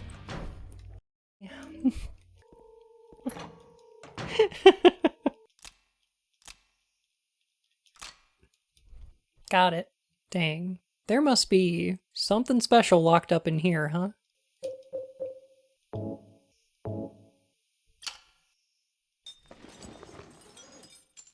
Finally. Been running around this whole time to open up this box. Oh, right, we need one more key.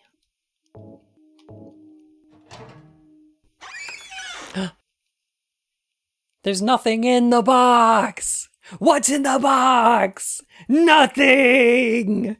Stupid! No, I'm wrong. There are a few hairs inside. I don't see no rabbit. Rabbits and hares are different. Right. So, this is a weird puzzle, because you have to use the combine feature, which is not used very much in these games. And if we combine the hare with the bent needle,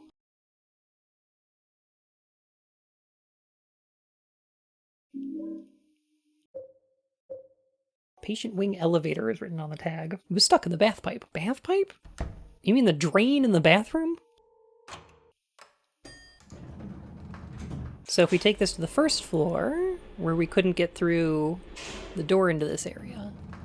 So now we're in the place where that creepy breathing noise was coming from. Aw, man. But I needed some explosives.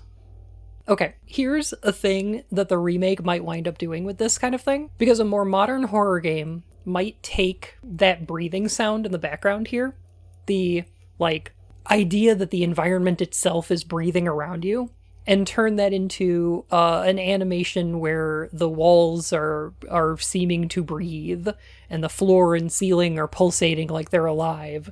And I think this is better. This creates a better atmosphere, whereas that would be cool to look at, I guess, but, like, would it be scary? Not really.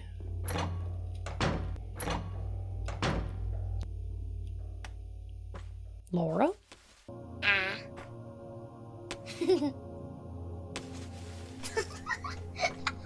Laura? Huh? You know my name? Eddie told me. That big fat blabbermouth. How do you know about Mary? What's the big deal? Why can't you just tell me? You gonna yell at me if I don't? No, I won't.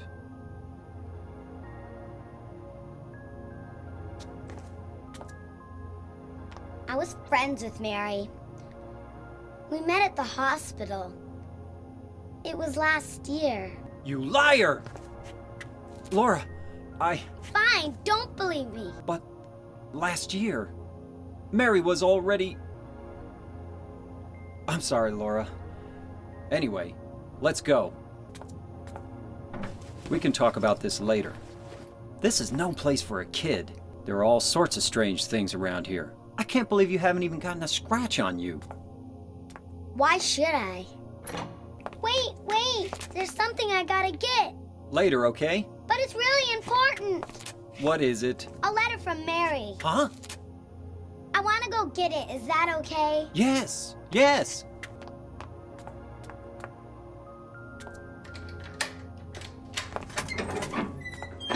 Come on, hurry up. Is it in there? Yeah, in the back. It's further back, in the desk. You dumbass. Laura! What are you doing? Ha ha, I tricked you. Open the door, Laura. Why should I? I'm a liar, right? Want me to open it, huh? Do ya? What's the magic word? Laura? Okay, I guess I won't open it. Just say please, James. Naughty little brat! Open up! Why, you... Laura? You hurt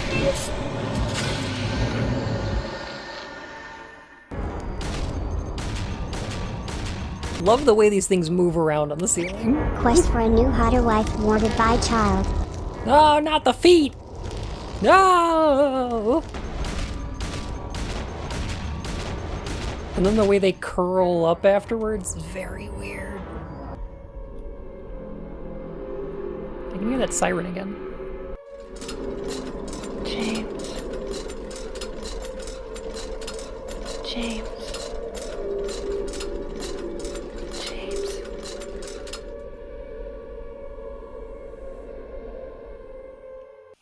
Fart-faced and Mary-pilled.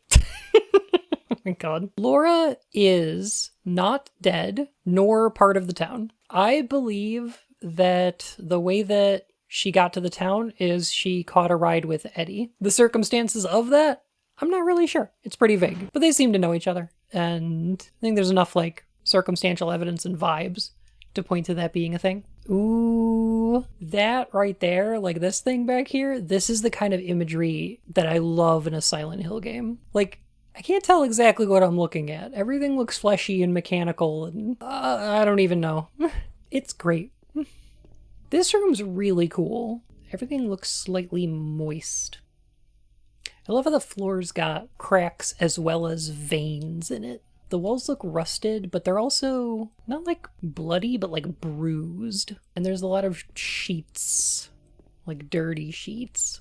I've said before, one of the underlying themes of this game is illness. And it feels like the world itself is becoming sick. Yeah, the hospital is pretty cold and lonely, but it's also like...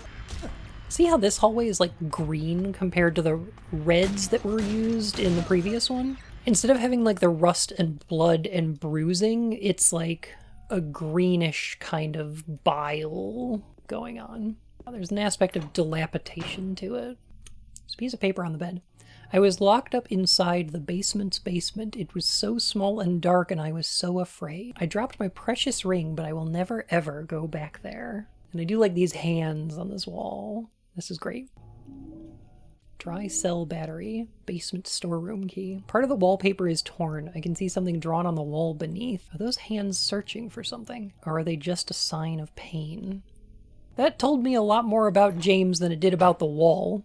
How come? I don't know if I would associate those hands with pain, but is James searching for Mary? Or is it just a sign of his pain? To that point, Laura said she met Mary last year, but James said she died 3 years ago. What might be the truth of the matter? There's something that looks like a refrigerator. Yeah, go ahead, pop it open.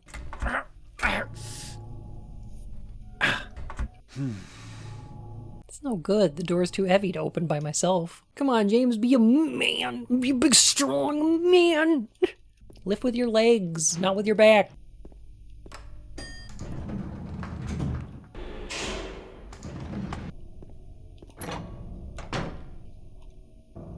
Just some doodle. Huh, something is written on it. She is an angel no one knows. Only I can see the lady of the door. They cannot walk along her bridge of thread. They fall from the weight of their crimes. Like bloated and ugly corpses, their sins she devours them. Sin and sinner alike she saves. Me, she is an angel. The paintings here are fascinating. They're similar to sort of Renaissance works you would see of saints. There's like a religious aspect to them. The hand part of the painting is actually 3D and sticks out. Door with hand sounds terribly inconvenient. What do you mean? It could open itself up.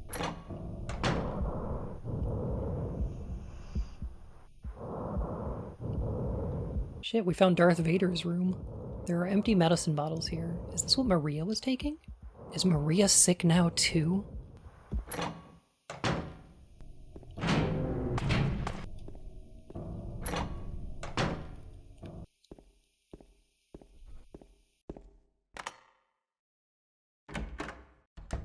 There are red handprints on the shelf. Move the shelf? Sure. James! Mary? Oh, Maria. It's you. I thought you were... Sorry. Anyway, I'm glad you're alive.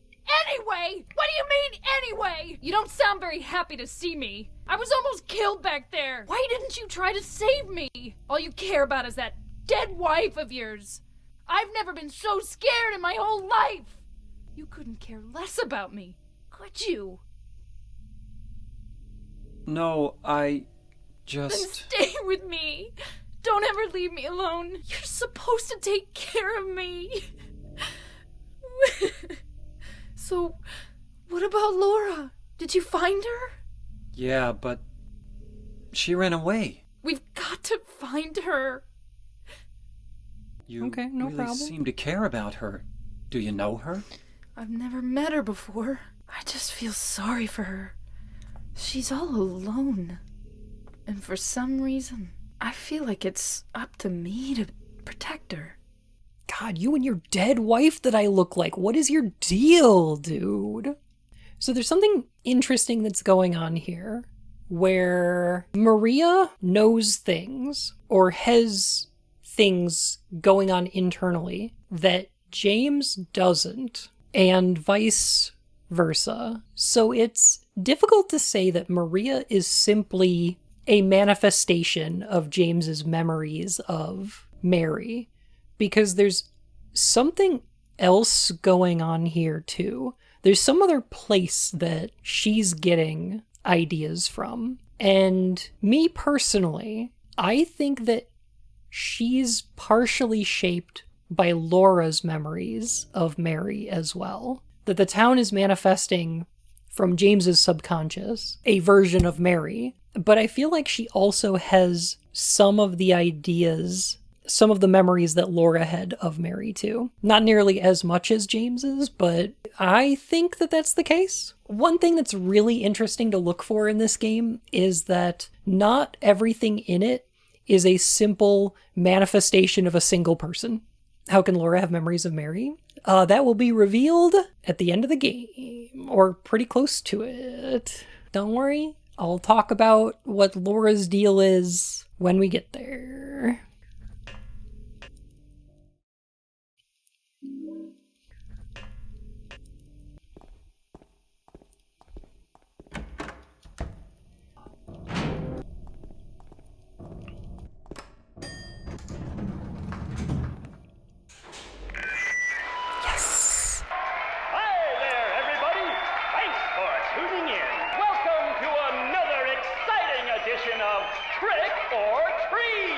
Yay! Trick or treat! Answer the questions correctly and win a great prize, or fail to answer correctly and receive the punishment! And our lucky, or should I say unlucky challenger today is James. James Sunderland! Wow, they know my name. Here's your first question.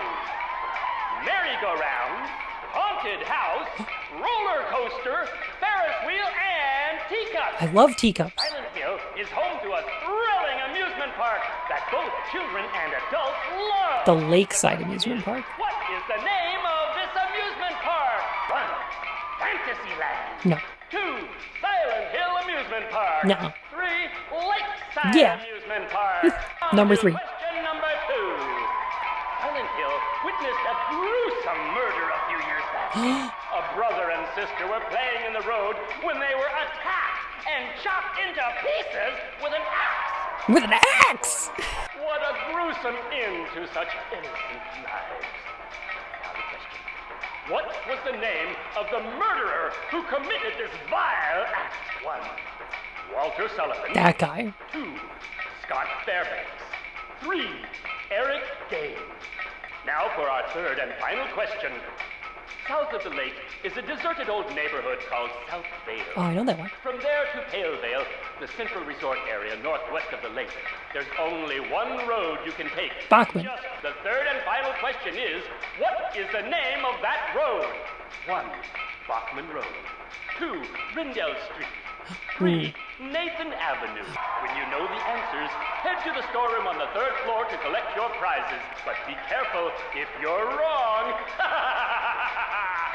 Well then, everybody, thanks for tuning in. See you again sometime. Bye-bye. What was that? What happens when you get it wrong? You receive the punishment. Obviously. Nathan Avenue. That's number 3. 313? There's a box later that we have to enter a 3-digit code into. And I think it's going to be 313. You can't open it? Yeah, Maria, give me a hand here. Come on. You're supposed to be the big man around here. I am a man!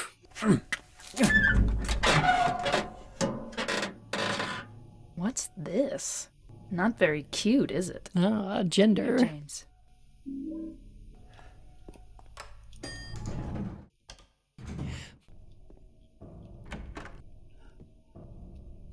Question 1, 3. Question 2, 1. Question 3, 3. Nailed it. Oh my goodness. Look at all this stuff. Oh, receive the prize. If you receive the punishment. When you walk out this, the chest doesn't open, but when you walk out this door, there's a ton of monsters on this floor now. As for what the metaphorical purpose of the radio show is, I don't know if there is one. It's partially there to see if the player's paying attention. I find it interesting that question 1 is about the past, because it's about the final area of Silent Hill 1. Question 2 is about the present, because it was about a murderer, and Walter Sullivan, who we found a newspaper article about pretty recently. And the future, because we're going to be taking Nathan Avenue to arrive at our next destination in this game. Copper ring found in the basement of the hospital. It's engraved with a picture of a spoder. Oh, that's a cute spoder. Ring from the refrigerator. It's engraved with a disgusting bloated face. Is it? It looks kind of like a skull to me. Or like a gray alien. Put the lead ring on the hand. Not on the right finger either. But okay, James.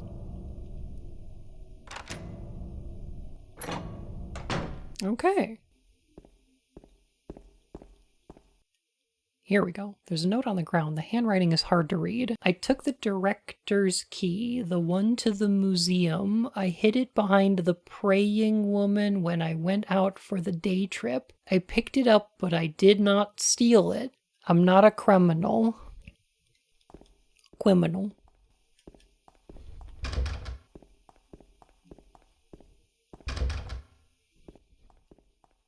Oh, God, I love this. Look at how ominous that is. God, the imagery in this game is so on point. Fuck that, yeah.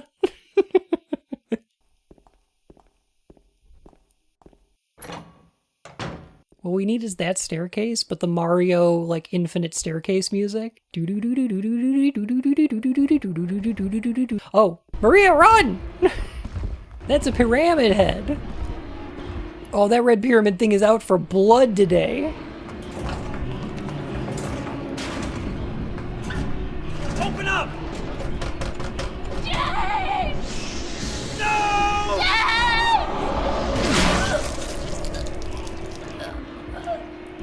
Maria!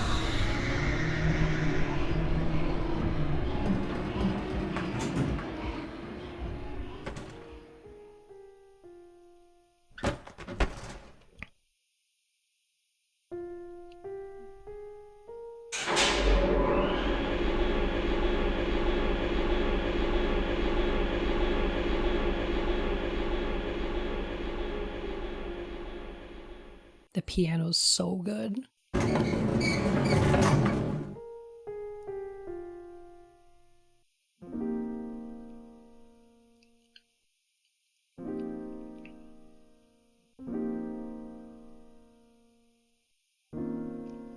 So the way that I read this scene, or the way that I've read this in the past, is that the town's spiritual power is feeding the darkness in James. And whether that's because James's subconscious is feeding into itself, because James is languishing in sort of the feelings that he's got around his wife's death, or that the town is trying to encourage him more so that it can manifest more strongly or manifest differently, is an open question. I think it's probably more that James's doubts and self-consciousness and feelings of guilt are feeding into themselves. He's pushing himself deeper and deeper into these feelings. And that's represented by Maria, who dies in front of James. She becomes sick and then dies in front of him, just like Mary did. And either the town is forcing him to watch it, or James is playing it over and over again in his head. It's kind of intense.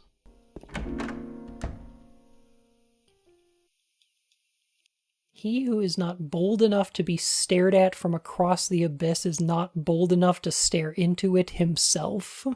The truth can only be learned by marching forward. Follow the map, there's a letter and a wrench.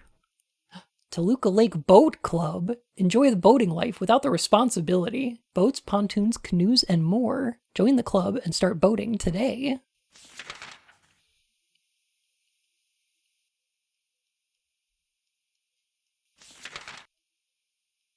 Mm-hmm.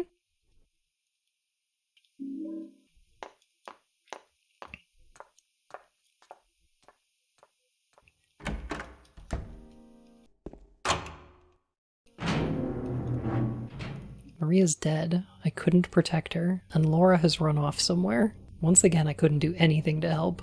Mary, what should I do? Are you really waiting somewhere for me? Or is this your way of taking... I'm going to find Mary. It's the only thing I have left to hope for. Were you going to say revenge? Everyone has betrayed me and I do not care. I'm fed up with this world. So the first time we see the nurses is in the hospital, but now they're out and around. Now they've just become a part of the environment. James is in a place where he's been abandoned. He's wandering around in the dark, and he's worried that this might be Mary's revenge.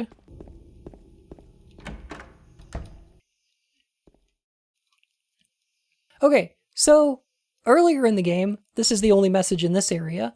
So this is new, but if you really want to see Mary, you should just die. But you might be heading to a different place than Mary, James.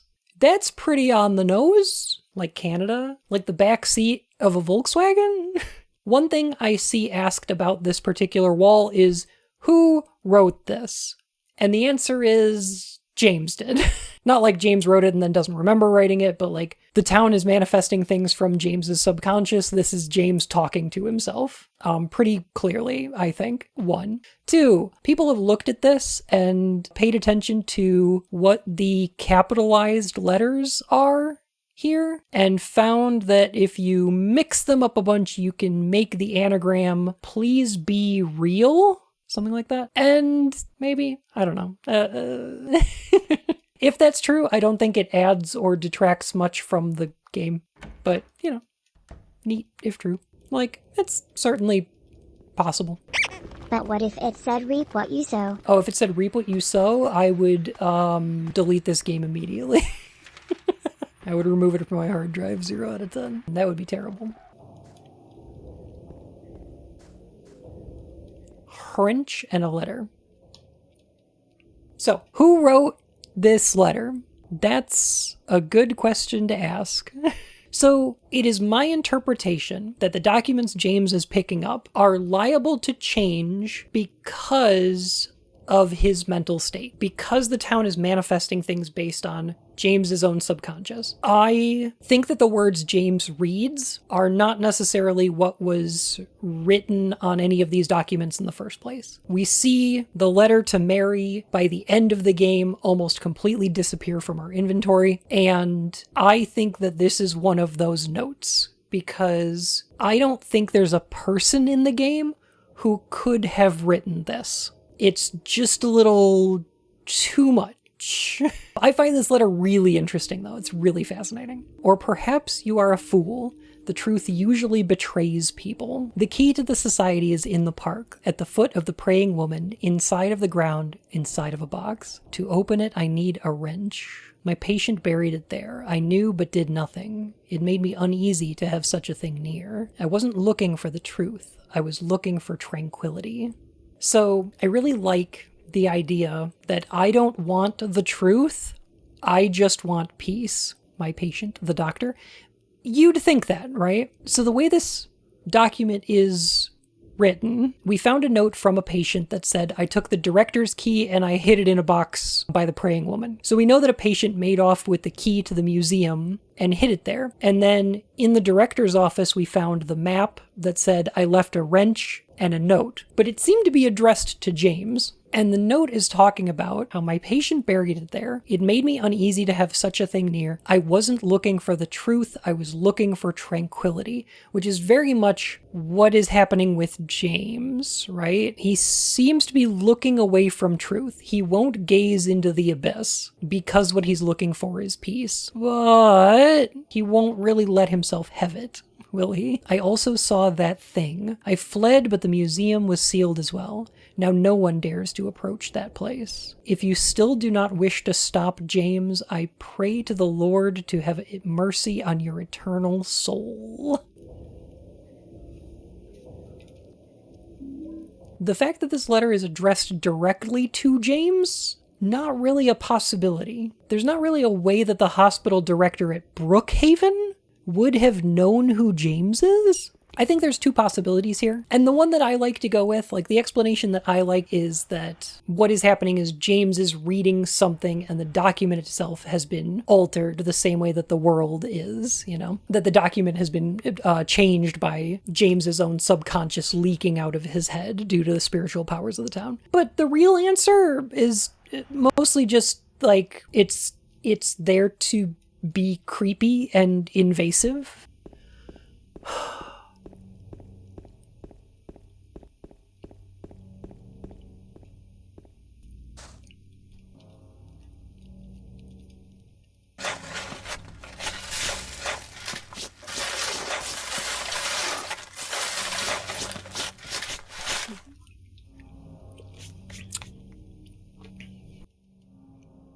How did a patient bury this here? Bolted to the ground like this?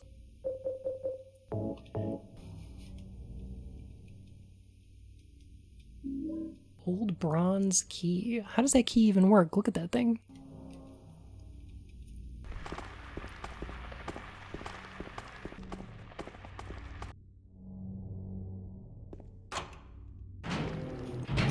Now in here, I'm going to talk about two things really quick. The first thing I have to talk about is this painting.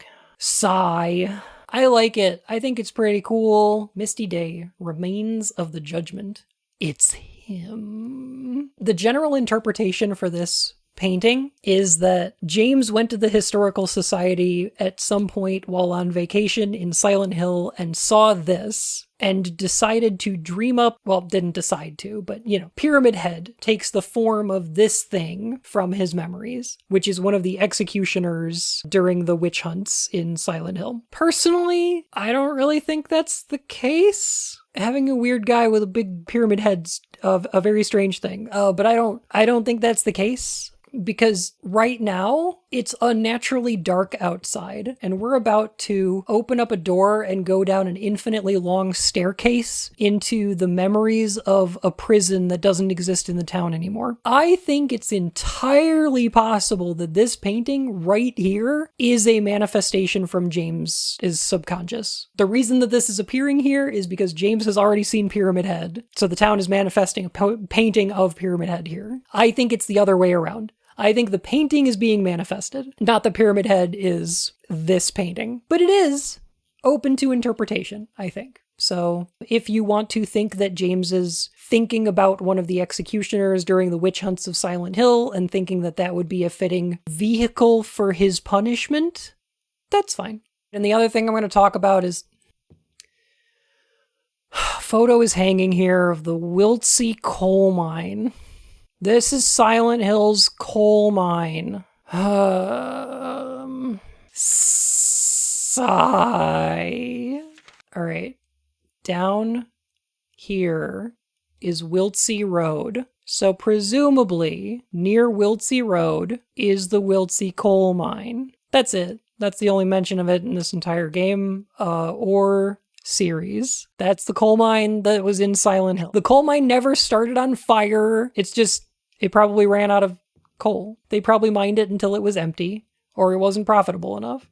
That's it. That's the coal mine. Okay? That's all the information we get about it. That's the only document in Silent Hill 1 through 4 that mentions a coal mine. Not to be confused with Goatsy coal mine. Oh, yeah. I remember when they opened that one up. I heard there was a big cave in there. You gotta watch out for them sinkholes. No! No. Oh.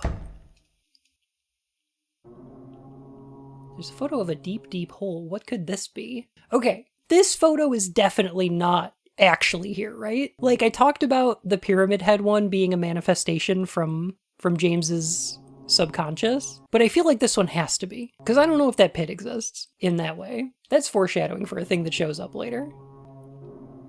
Okay, another thing I want to point out, I do not believe this staircase exists. The Historical Society may or may not have actually been built on top of the site of the old prison. The sound you're hearing in the background is almost like a foghorn, a reference to the fact that this is built on the lake. But a thing that I want to point out is that the Historical Society is right there on Nathan Avenue. And I don't think in the 1800s they built an underground prison on the shore of a lake. I don't know if you can do that. I feel like the water table is way too high.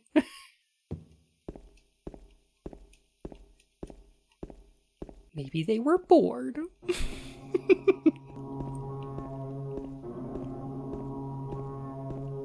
This can't be there, right? Just staring at the wall, drooling. No, I think I can explain this in a way that will make sense, but I can't prove it.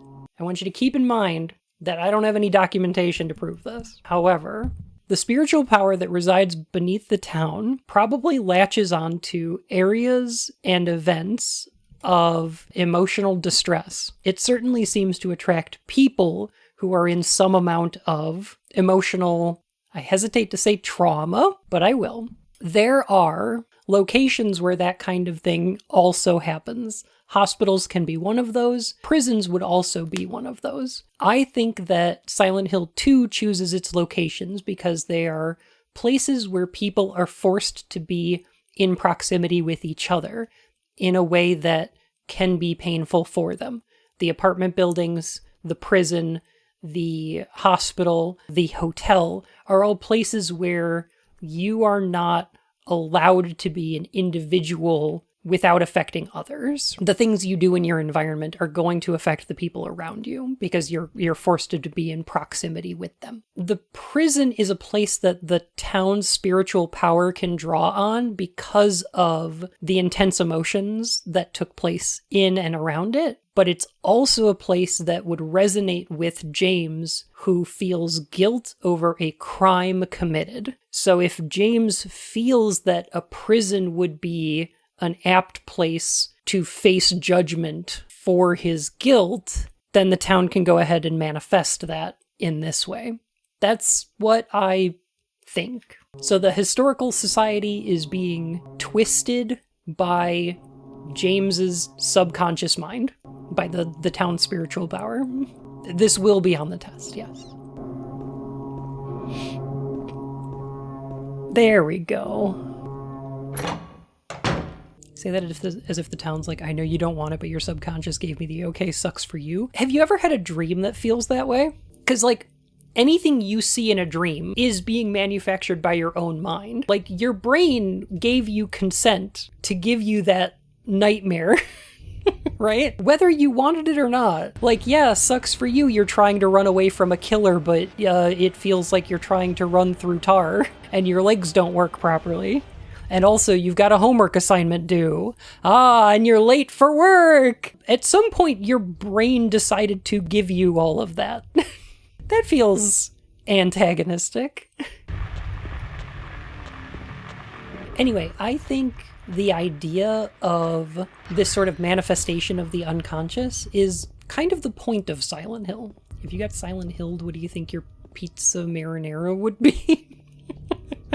An object that feeds into my worst impulses. What are my worst impulses? The next thing he knew, a creature from between dimensions was standing beside his bed, looking down at him disapprovingly. Your sins will be read to you ceaselessly in shifts throughout eternity. Charles Freck wished he could take back the last half hour of his life. Oh, hey. I love this growling noise. Crimson and White Banquet for the Gods. I like this painting. There are higher res versions of this painting out there. I think there's one of them on the Silent Hill 4's promotional website in Japan, which had the victim files on it. I think this was part of it. Death by skewering. An execution at the prison. Death by skewering or strangling. To choose his death is the prisoner's last taste of freedom. Toluca Prison Camp. Built during the Civil War, later became Toluca Prison. I don't know if that exists there anymore. I think that shit was torn down. God, I love the pipes coming down this wall like they're roots. or veins almost. It's this idea of like industry acting like an organic thing. It's not gone now, but there is a hole here. The hole's dark and I can't see anything. Will you jump down? I feel like there's something metaphorical to be said about James looking down into a hole and not being able to see the bottom and being asked to jump anyway, or forcing himself to jump anyway. There's a bit of a theming that's brought up earlier where there was a note, not just there was a hole here, it's gone now, but there's a note earlier that said, there it is. He who is not bold enough to be stared at from across the abyss is not bold enough to stare into it himself. So James doesn't know what's going to happen if he accepts the truth. What he's taking into the hole is a leap of faith. This seems ominous because he knows that it's going to be bad if he faces what he did, but also that he can't see the bottom. He doesn't know where this ends up. He doesn't know what's going to happen. And the game is asking him to take that leap anyway.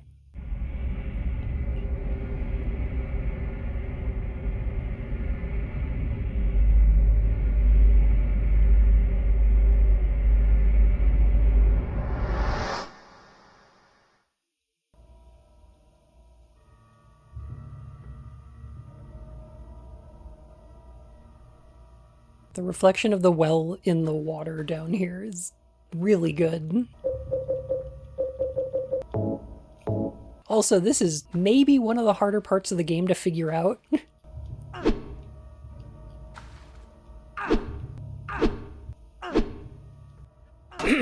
Here we go. See, that's a little obtuse. Hey, Bun. I've been thinking. As far as I can tell, most instances of water in this game are specifically stagnant, which I think fits well with the themes of infection, reflection, and confinement. I 100% agree with that, yeah. There is confinement in this well, there's the reflection of the abyss below us, and stagnant water is a source of infection or uncleanliness. It's a really good point, especially because there's an aspect of this game where you're peeling off the veneer of the outside and there is something underneath, like picking off a scab and seeing like the pus of the world itself. Like the environment has become infected, and when you're in the historical society, you see that one of the walls is busted open and you see that staircase leading down into this prison. When you're in the well, you have to destroy this wall in order to reveal this door that leads further.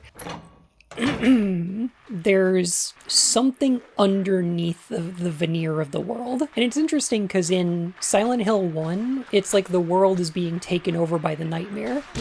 In Silent Hill 2, the nightmare is more like the world peeling back to reveal the nightmare underneath. Also, for a PS2 game, pretty good water effects. Do y'all remember when water effects used to be like a benchmark for video games? They used to be like, oh, how do you tell if a game has like really, really good graphics? How good its water is. Spiral writing key. Cool. Flashlight's out.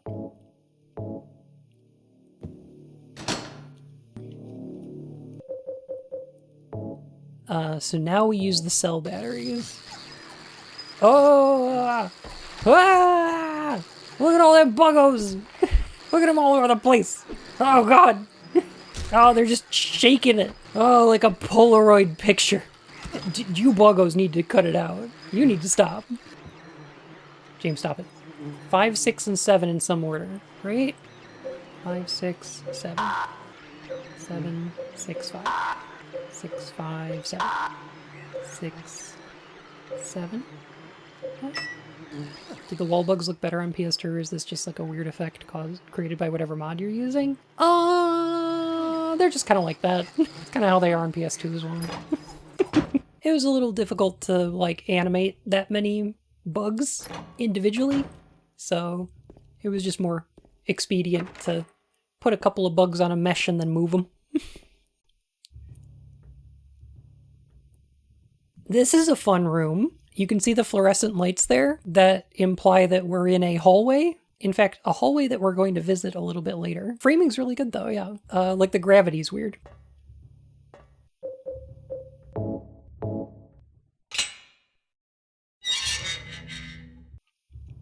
It's pitch black beyond the door. I can't tell how far the blackness stretches. This is one of the reasons that I said that I think the painting of Pyramid Head is a manifestation from James's mind, is because these environments get very dreamlike. Once you enter the historical society, it becomes more and more and more affected by James's subconscious. It becomes more dreamlike and more surreal and more impossible. We're dropping down these like infinite holes. We're breaking out of the well and into a flooded area of the prison. But then the water level can't be that high because there's also this giant pit here that should probably be full of water. And all of this is underneath a building on the coast of Lake Toluca. It's all very weird and very impossible. And I think it's not beyond the realm of possibility that the inside of the historical society is just as manufactured from James's subconscious as the rest of this environment is.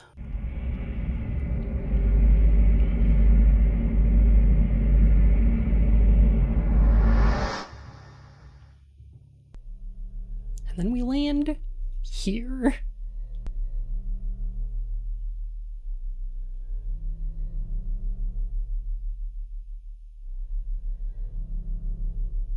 Killing a person ain't no big deal. Just put the gun to their head. Pow. You killed him? But it wasn't my fault. He made me do it. Calm down, Eddie. Tell me what happened. That guy, he had it coming. I didn't do anything. He just came after me. Besides, he was making fun of me with his eyes, like that other one. Just for that, you killed him? What do you mean, just for that? Eddie, you can't just kill someone because of the way they looked at you. Oh yeah? Why not? Till now I always let people walk all over me. Just like that stupid dog. He had it coming too. Eddie. I was just joking, James. He was dead when I got here, honest. Anyway, I gotta run. You're going out there alone? Yeah. Eddie! Jeez, Eddie! You can't do that. You know what's weird about this one? A lot of the character models of dead people that we see are actually just James's character model. This one doesn't quite look like that. I think there's two things going on here. One of which is, it almost looks like Harry Mason's model from SH1.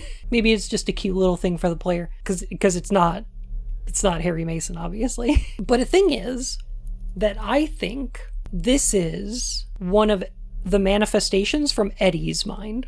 This is not one of James's. What we're seeing is part of Eddie's nightmare and what he's going through. It's one of the things that I find really interesting about this game is that we wind up seeing parts of other people's subconscious, not just James. A lot of people look at this game and they're like, oh yeah, everything in this game represents something from James's subconscious or nightmares, but that's not entirely true, because what Eddie is doing during this game is going around town and eating pizza and meeting people that are making fun of him and then killing them for it. And it's just feeding into his darkest impulses the whole time. And I think this is one of those manifestations that is being made by the spiritual power for Eddie in order for him to kill. I got the Tablet of Gluttonous Pig. And we're in a cafeteria. Got it. Okay. That's why this is this environment. Not only are we seeing objects and places from Eddie's subconscious, but they are being mixed with James's. The town is fat shaming. Yes, because it knows that Eddie's going to retaliate. Like, that's why it's doing it. I don't mean to imply that the town has a will or a desire, but it does seem to feed people's worst impulses with its manifestations. This environment is a prison cafeteria. a prison because James's guilt over the crime he committed, a cafeteria because of Eddie's self-conscious nature about his weight. Their nightmares, their manifestations are mingling. They're affecting each other.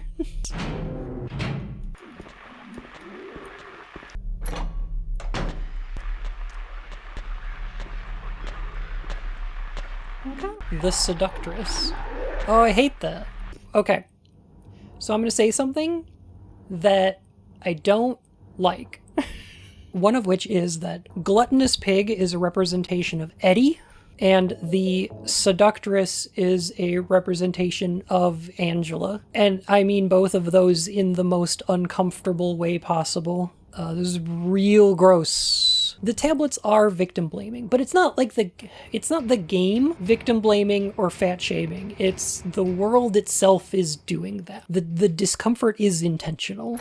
That said, Seductress could be Maria. Certainly possible. Does feel as internalized trauma. That's kind of the impression that I get. How these characters either see themselves or, and this is going to be like kind of a leap, but how the characters think that the world sees them. Like, I don't know if Eddie sees himself as being fat so much as he believes that other people think that he's fat. That seems to be the problem. More than Eddie thinking that his weight is a problem, he thinks the rest of the world is constantly judging him for that. It's a weird form of projection. So, I want to point out something that I think everybody knows, and that's that there's an invisible character model inside this cell here. Like, you can aim at it.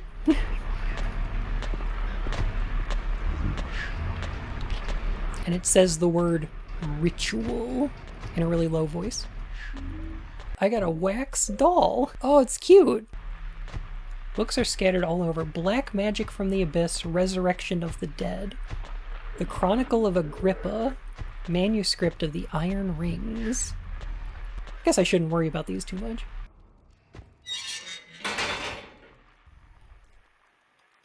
Whee! A Woman in Flight. I really like this one. This one's really cool. Oh, I get it. This is the hotel on the other side of the lake. You can see the pier right down there, and it's pretty distinctive roof. Burning Man. Yo, Burning Man! Let's not go. Burning Man seems like a terrible time for me. I don't think I would enjoy Burning Man very much. It's a crypto bro thing? Jesus. The Oppressor.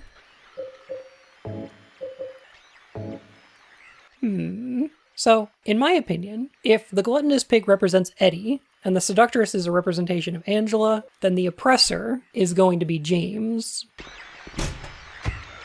Oh.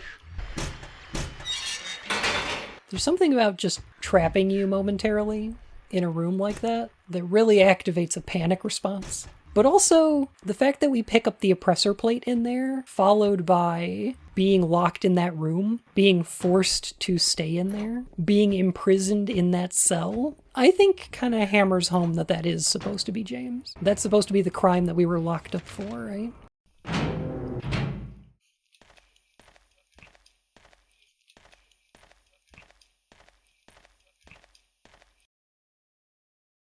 I give you blood to atone for the 3 sins, is written on the top of the engraving. Beneath the engraving are 3 square depressions. You know who's got square depression? James Sunderland. This boy. Also, I like how there's 2 pyramid heads with spears. That's cute.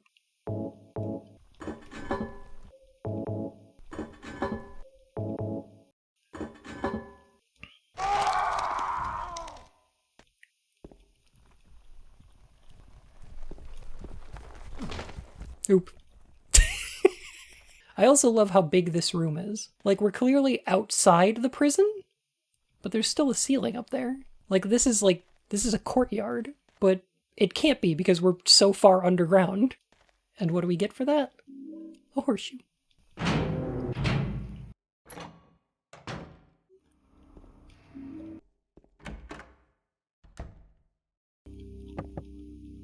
Wait a minute.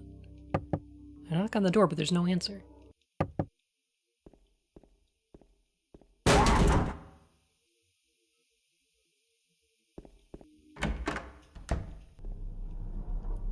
There's a magazine here. I've never seen it before. It's probably a locally published magazine.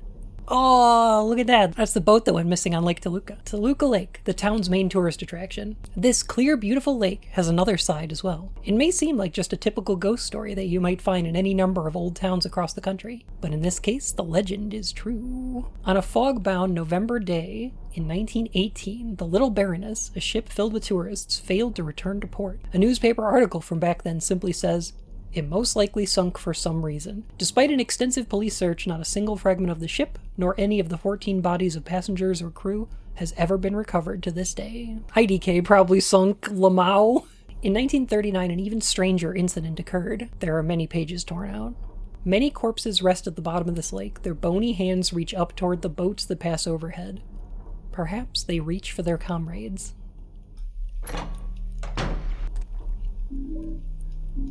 Let's go. Hunting rifle.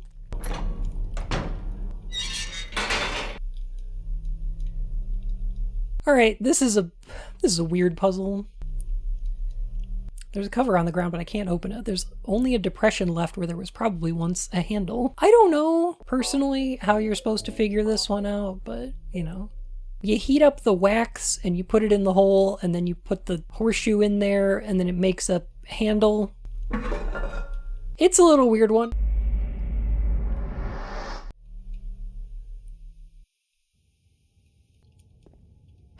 As I approach the door, I get a whiff of some rotten smell coming from inside.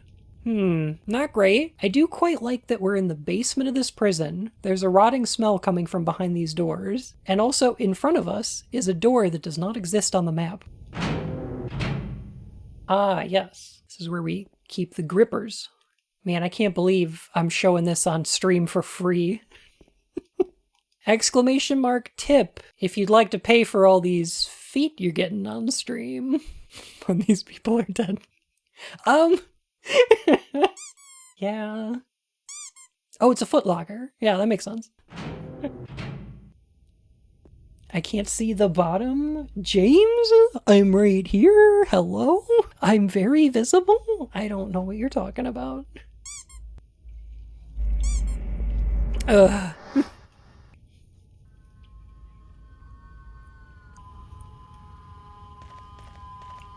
So this is an interesting area. Given the ceiling held up like this, I feel like we've exited the prison and we're in some sort of, I hesitate to say mine. Another hole. Do I really have to drop through it?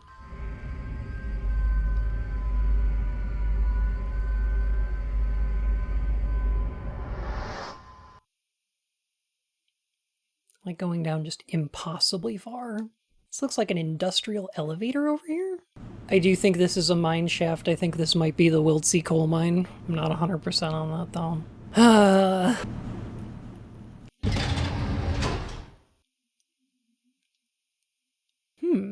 This doesn't look like a mine though. You know why these walls are here? Because these are Angela's.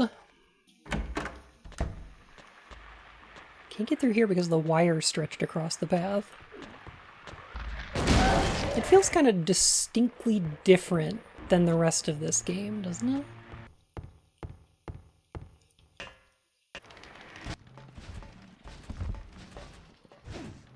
Ah! Pyramid Head!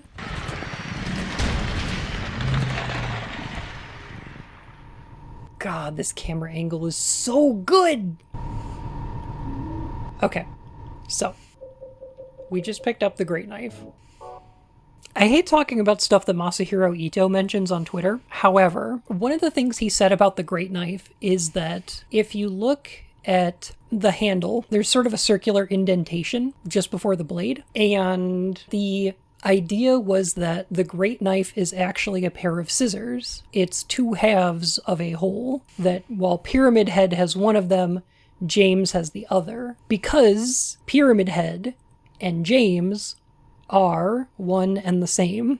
Pyramid Head is the oppressor. It's the monster that James worries that society will see him as, or that he sees himself as. It's the aspects of James where he worries that he could be a monster, that he is capable of doing that kind of violence. And Pyramid Head are all those aspects of James that he is afraid exist within himself. The great knife is almost useless as a weapon. One could almost say it's a burden. It is a gigantic, penetrating weapon. It is a tool of violence that we've seen used against people like Maria. It is one that, for James to wield, he must drag it around on the ground, reducing your walking speed. It is as much a tool of violence as it is a burden that is impossible for a human to conceivably match up to. I know I talked about Fight Club earlier. I know I talked about toxic masculinity, but the only thing I see when I think about the Great Knife is the ways that the expectations of masculinity are this much of a burden. They are impossible to wield in a way that makes you better than just abandoning them. Yeah. I don't know. Kind of neat. Suffering from success. In that way, Pyramid Head and James are pretty similar, because like James is running around town killing all these monsters too. Pyramid Head is basically doing what he's doing. Anytime you have a boss fight with Pyramid Head is having a boss fight with James. I like this cube, it's very cool. You ever see that movie, The Cube? I like that movie. That movie's fun. What a good movie. Don't watch any of the sequels. Okay, so we want to rotate this. Like that? Aw, man. Playing Final Fantasy Endwalker's level 85 boss fight had me totally prepared for this. You're alive! Maria, I thought that thing killed you. Are you hurt bad? Not at all, silly. Separating them with these bars is so good. There was blood everywhere. Stabbed me? What do you mean? It chased us to the elevator, and then... James, what are you talking about? Just before. Don't you remember? James, honey, did something happen to you? After we got separated in that long hallway? Are you confusing me with someone else?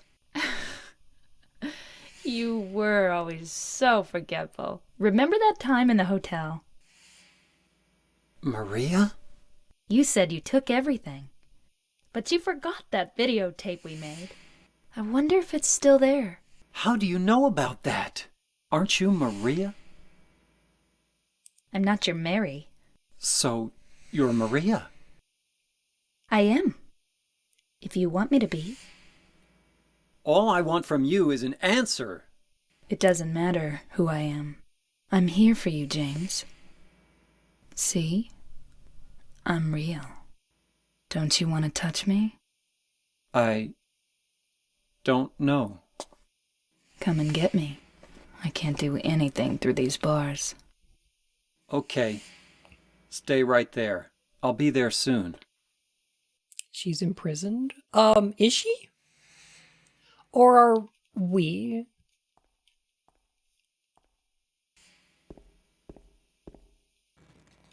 I really like that scene. Sometimes, I think that, The Walking Dead actually refers to the, people. It's a really good insight.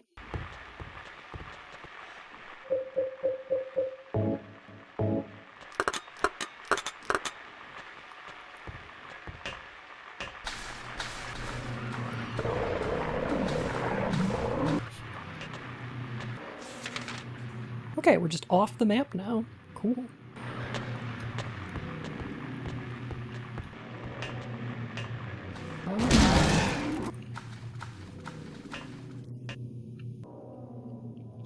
There's a newspaper on the ground, stained with something that looks like blood and is partially illegible.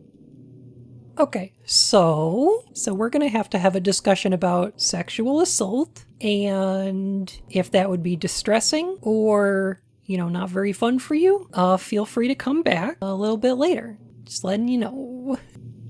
The body of a man later identified as Thomas Oroso, lumberjack, age 39, was discovered in the something, laying face something. The probable cause of death was multiple stab wounds to the front of the neck and the left side of the torso by a sharp-edged weapon. Hey, we have a sharp-edged weapon in our inventory. That's interesting. The estimated time of death was somewhere between 11 p.m. and 12:30 p.m. midnight. Due to signs of struggle in the room and the lack of a murder weapon, police are considering this a homicide and have opened a murder investigation. Furthermore, given the fact that the cash in the room was untouched and Mr. Oroso had a history of drunkenness and violence, the police suspect that the motive was not robbery, but was a something of crime of passion, but rather a crime of passion, something like that. Crime of onion.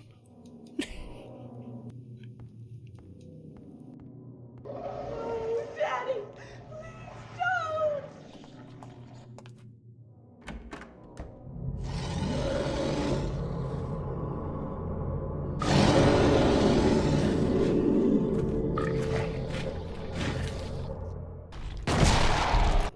So, I hate this room too. This creature here is called the Abstract Daddy. I don't want to tell you what this looks like. Are you okay?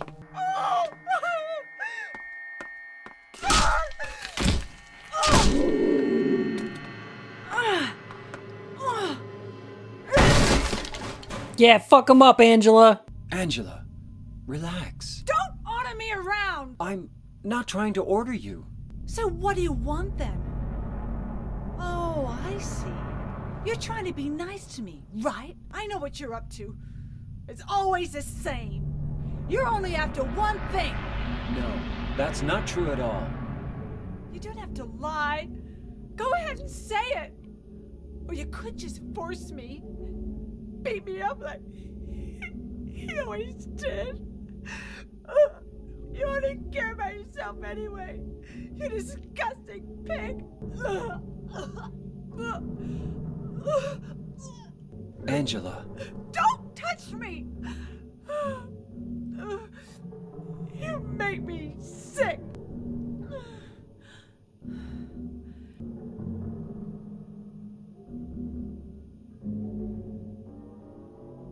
You said your wife Mary was dead, right? Yes. She was ill. Liar! I know about you. You didn't want her around anymore. You probably found someone else. That's ridiculous. I never.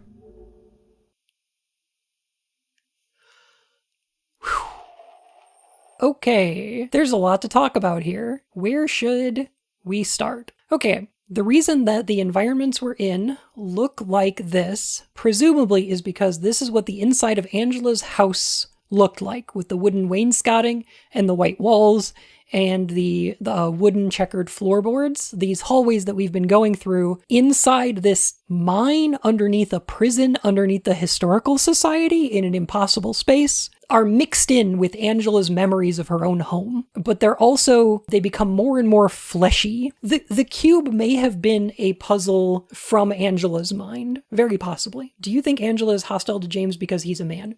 Yes. What a lot of people take from Silent Hill 2 is that this is a game about trauma, and I don't know if that's necessarily true. I think what this is a game about projection. These characters are uncomfortable in all of their interactions with each other because every one of them is projecting something on each other. Eddie is thinking that James is laughing at him, making fun of him. Angela thinks that James is trying to have sex with her and be nice to her so that he can get in her pants. James thinks that everybody else is blaming him for things and trying to persecute him. He's also trying to project Mary onto Maria. And most importantly of all of these characters are projecting their own subconscious onto the environment around them. The things that we project onto others just for the purpose of trying to understand them can hurt them. all people who are in contact with each other have to do this. There is going to be conflict between people no matter what, whether you're living in an apartment complex with other people, whether you're in a hospital next to other patients, whether you're in a prison next to other people's cells, whether you're staying in a hotel next to other people's rooms, you're in contact with others. And one of the only ways to understand them is to empathize, to project part of yourself onto them. And there are healthy ways to do this and unhealthy ways. And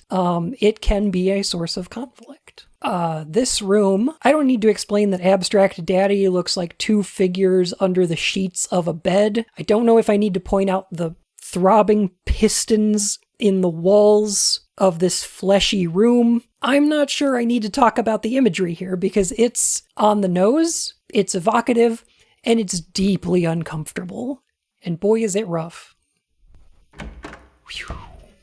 But yeah, this is one of those instances of the game where you cannot say that everything in this game is from James's subconscious. It's not that James is like seeing something different than anybody else, because that room, this environment, that monster are all distinctly Angela's. Those belong to her. They are physically the same as the way that she perceives them. They are manifested from her mind, but we are able to see and interact with them because she's around. And I love to see instances in this game where the nightmare or the spiritual power is merging or contrasting different peoples. Was that possibly Angela's end boss fight? Very possibly, yeah. I also do want to say that we might have a murder weapon in our inventory right now. Like, this may have been used to commit a crime. Angela may have murdered her father with this knife. His face is covered with a piece of paper. Here's something written on it. This man was hanged for the crime of swindling. Justice and revenge have been served. For the crime of murder. For the crime of thievery.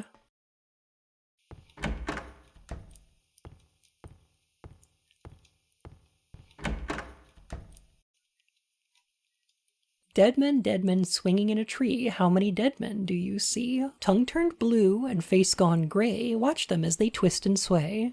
The first one killed the butcher man, then cooked him in the frying pan, served him to his hungry guests and gave them seconds on request. The next one with his smile and sweets stole poor children off the streets. To men who dressed unsavory, he sold them into slavery. Breaking into a home at night, the thief, he had a nasty fright, filled his foolish head with ale, woke in the morn in the country jail. The artist with his daunting skill tried his hand at painting bills, but caught it rain he was undone, when the ink he'd used did start to run. With promises of great return, taking gold he did not earn, bundled it up out of sight, quickly slipped off into night. 3 houses into ashes burned, the sheriff with no place to turn did spy a stranger to his town, locked him up and beat him down. Dead men swinging in a tree, how many dead men do you see? 6 feet long and 6 men wide, round their necks the noose be tied. Only the sinless one can help you here. Mistakenly pull on a criminal's rope, and your reward will be returned to you in a shape most wondrously strange.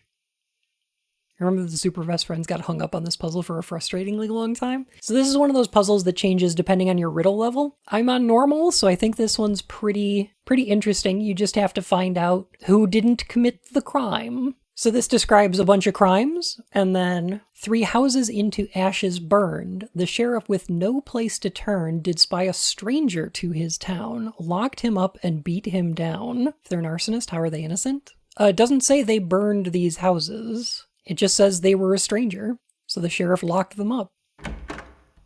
So we're looking for which one of these is the arsonist. That's the one.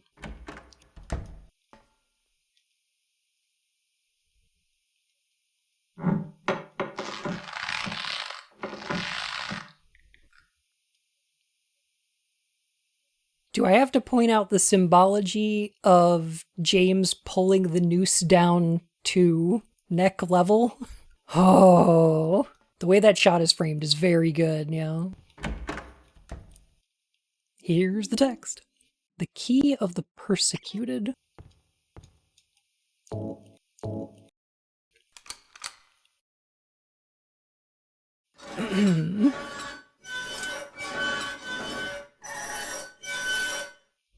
a great noise. Love that. Love that for me. Maria? Maria? Maria, no! What happened to you? Why? Why?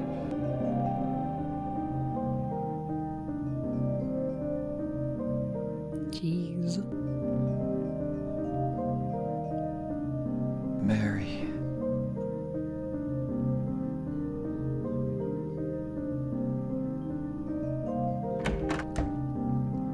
There's nothing else for me in this room. The point of the scene is more just to make James witness the woman he's projecting Mary onto die again. And again. I do think it's probably meant to be closer to the disease that Mary had, because Mary describes herself as feeling like she looks so ugly. So it's possible that whatever disease it was came with some kind of skin condition that caused her face to change like that. This graveyard is really interesting. It's an underground indoor graveyard. Like, there's fluorescent lighting above. There's like the weird wainscoting on the walls. It's a mixture of the inside of the house and the prison and an outdoor graveyard. There's a name inscribed on the tombstone. Eddie Dombrowski. There's a name inscribed on the tombstone. Angela Orozco. James Sunderland. Wow. Our grave is a deep, dark pit with no bottom. Cool. We don't even get to see him fall for that one.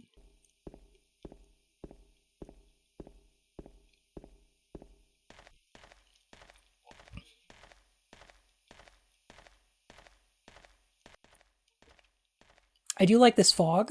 I do want to say, I think the reason this fog is here is because we're going to see Eddie soon. We know that James's subconscious has a lot to do with water. We see a lot of like stagnant water as part of the manifestations that James has.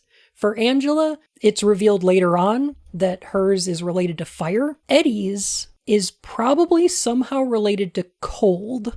We will find him in a meat locker coming up. The first time we met him, there was a body inside a refrigerator. I think that this fog is a portend of Eddie's proximity to us. It's something that is being manifested from Eddie's subconscious here. Also, these walls becoming more bloody and organic, more meaty. God, the lighting in this game is so good.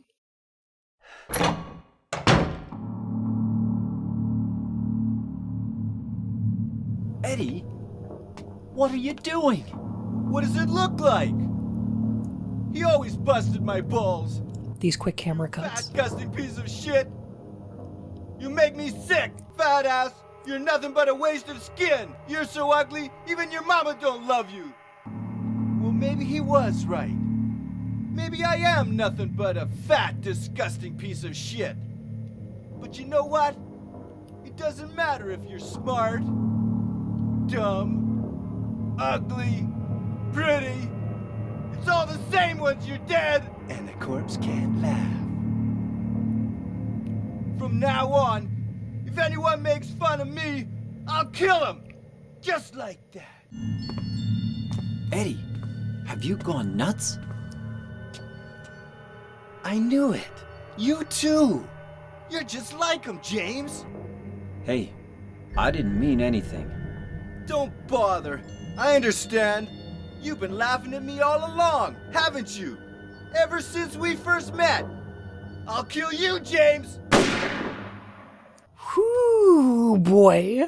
Oh, jeez. That scene is incredible. You can see where James isn't saying the right thing, but Eddie is blowing it way out of proportion. There's so much projection going on here. The meat locker itself is filled with these tubes that are reminiscent of like guts, intestines. There's like a organic kind of feeling to them. The meat locker is the environment becoming more meat-like, and also the aspects of cold or ice that we talked about earlier. What Eddie has been going through here is feeding into his own persecution complex so much that what he's doing with the spiritual power of the town is making people to make fun of him so that he can kill them again and again and again and again. He's fantasizing about doing this to the people who are bullying him. That's where this is feeding into.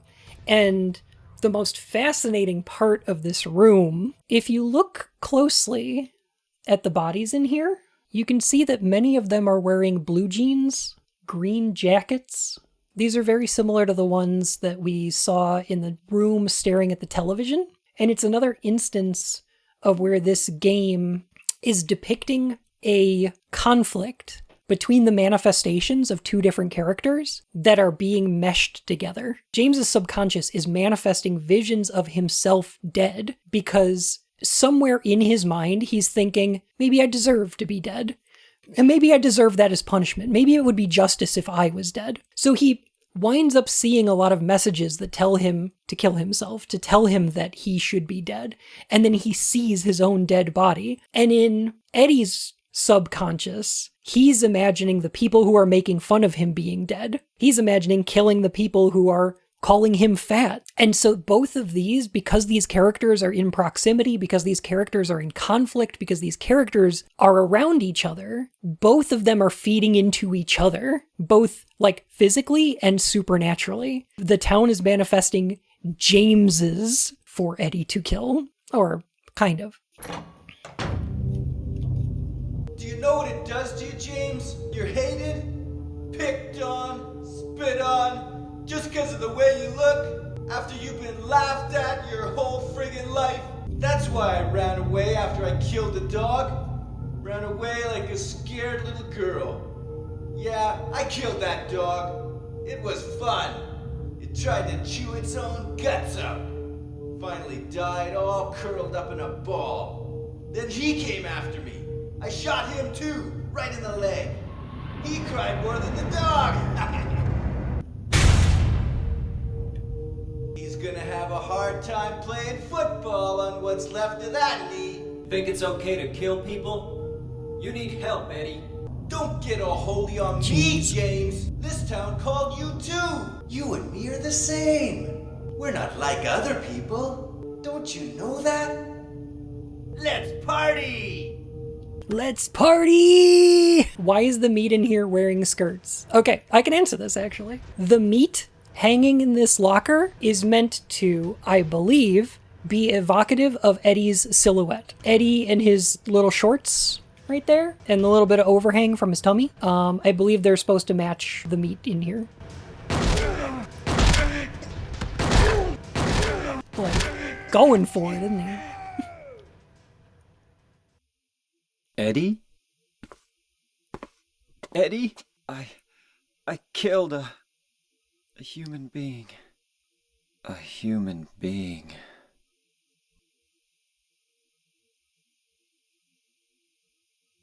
Mary, did you really die 3 years ago?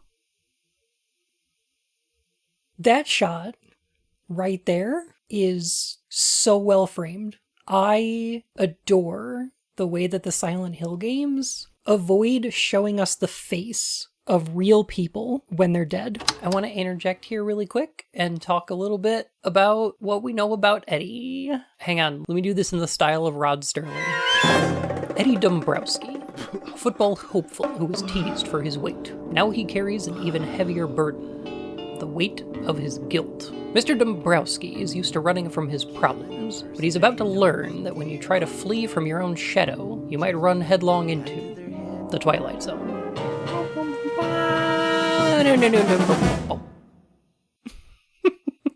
Something like that. Okay, so this kind of wraps up Eddie's story. And what do we know about Eddie? Eddie was being teased for his weight and his appearance. He shot a dog and then shot a football player in the leg before running to Silent Hill. It's interesting to see that when he arrives here, when we meet him in the bathroom, he's saying, I didn't do it, I didn't do anything. But when we find him in the meat locker here, he's saying, yeah, I killed that dog. It was fun. Shot him right in the leg. Like, he's not only come to terms with what he's done, he's almost proud of it. You wind up with a situation where it's somebody that has wrestled with their guilt, and instead of running from it now, he's owning it, which you'd think would be a good thing. And it's not. It's one of the reasons that I really don't like the idea that a lot of the modern games go with, where Silent Hill winds up being a purgatory where you're supposed to wrestle with and overcome your guilt, because Eddie does that. He overcomes his guilt. And that's the worst possible thing for this character. That's not good.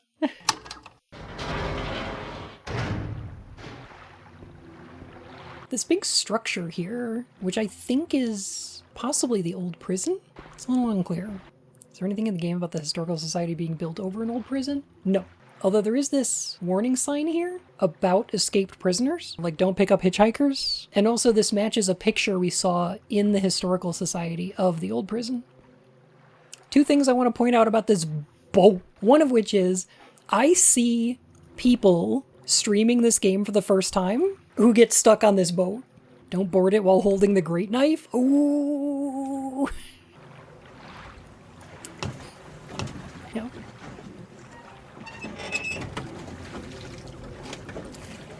The boat controls change with difficulty? They sure do. So the controls on normal and easy combat difficulties are the same as walking. So left and right rotate you left and right, forward and back move you forward and back. If you're playing on hard mode, you rotate the left and right analog sticks in order to rotate the oars.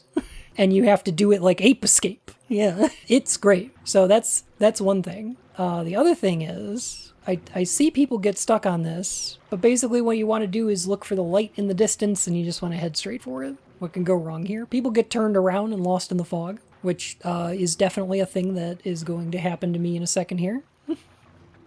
Just turning around really quick, looking for the light. Getting a little bit lost. There it is. Imagine how the boating section would play out if Silent Hill 2 was on the Wii. I don't have to, thanks to shattered memories.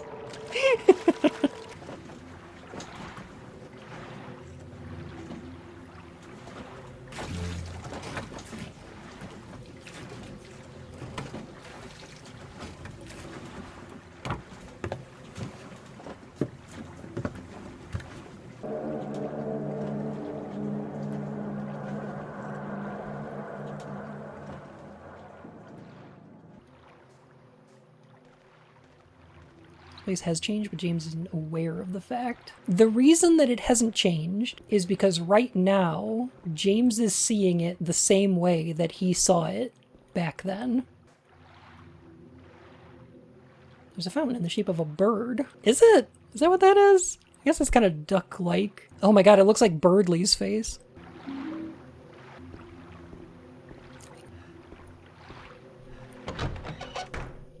So what's interesting about the hotel area is that in Silent Hill 1, whenever you visit an area, there's usually a time when you go through that area and then the nightmare happens and takes over, and then there's like an otherworld version of the area you're going through. The one area where this doesn't happen is with like the amusement park, where we only see a nightmare version of it. Silent Hill 2 is very similar. Like, we don't actually see what the prison winds up looking like from the inside. All of the environments are sort of affected by James's memory. This area is the opposite. The version right now that we're seeing is the version that's being manifested from James's subconscious, because this is a place that James visited. It's a place that he knows, and this is the version of it that he remembers. And later on, that veneer falls off, and we get to see what this looks like without James's memories imposed on it.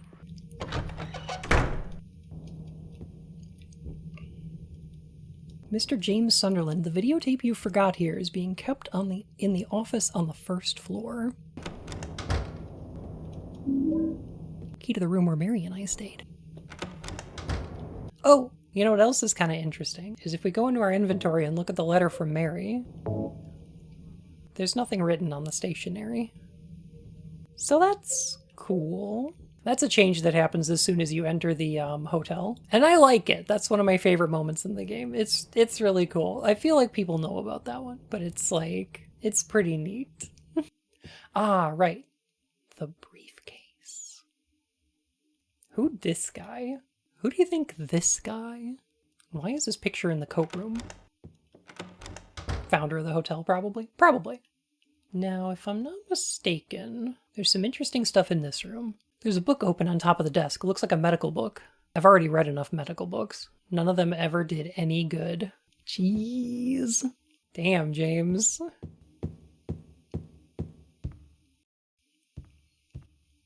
James! Did y'all hear that? That was disturbing. Fimshki. Oh.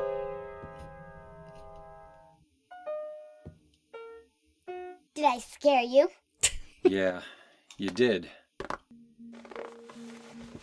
You're here to find Mary, aren't you, James? Well, have you? No. Is that why you're here too? She's here, isn't she? If you know where she is, tell me. I'm tired of walking. I wish I knew. But she said it in her letter. What letter? Wanna read it? But don't tell Rachel, okay? Who's Rachel? She was our nurse. I took it from her locker. My dearest Laura, I'm leaving this letter with Rachel to give to you after I'm gone. I'm far away now, in a quiet, beautiful place. Please forgive me for not saying goodbye before I left. Be well, Laura. Don't be too hard on the sisters. And Laura, about James. I know you hate him because you think he isn't nice to me, but please give him a chance. It's true he may be a little surly sometimes, and he doesn't laugh much, but underneath, he's really a sweet person. Laura, I love you like my very own daughter. If things had worked out differently, I was hoping to adopt you. Happy 8th birthday, Laura. Your friend forever, Mary. I dislike Laura a little. I don't, but I can see where that dislike comes from, because she's nothing but hostile towards James. The thing is that, like, James sucks, though. Like, I'm a little harsh on James. James is an alright guy. But, like, you know, he also kind of sucks. So she's got reasons to pick on him. She is also hostile towards Eddie, but he's also terrible. So does Laura know that James sucks? So this letter right here implies that she thinks, at least Mary knows, that Laura doesn't like James. And that's probably because James either stopped visiting Mary or just didn't treat her very well when he went and saw her at the hospital. Laura, how old are you? I turned 8 last week. So, Mary couldn't have died 3 years ago. Could she really be here? Is this the quiet, beautiful place she was talking about? Me and Mary talked a lot about Silent Hill.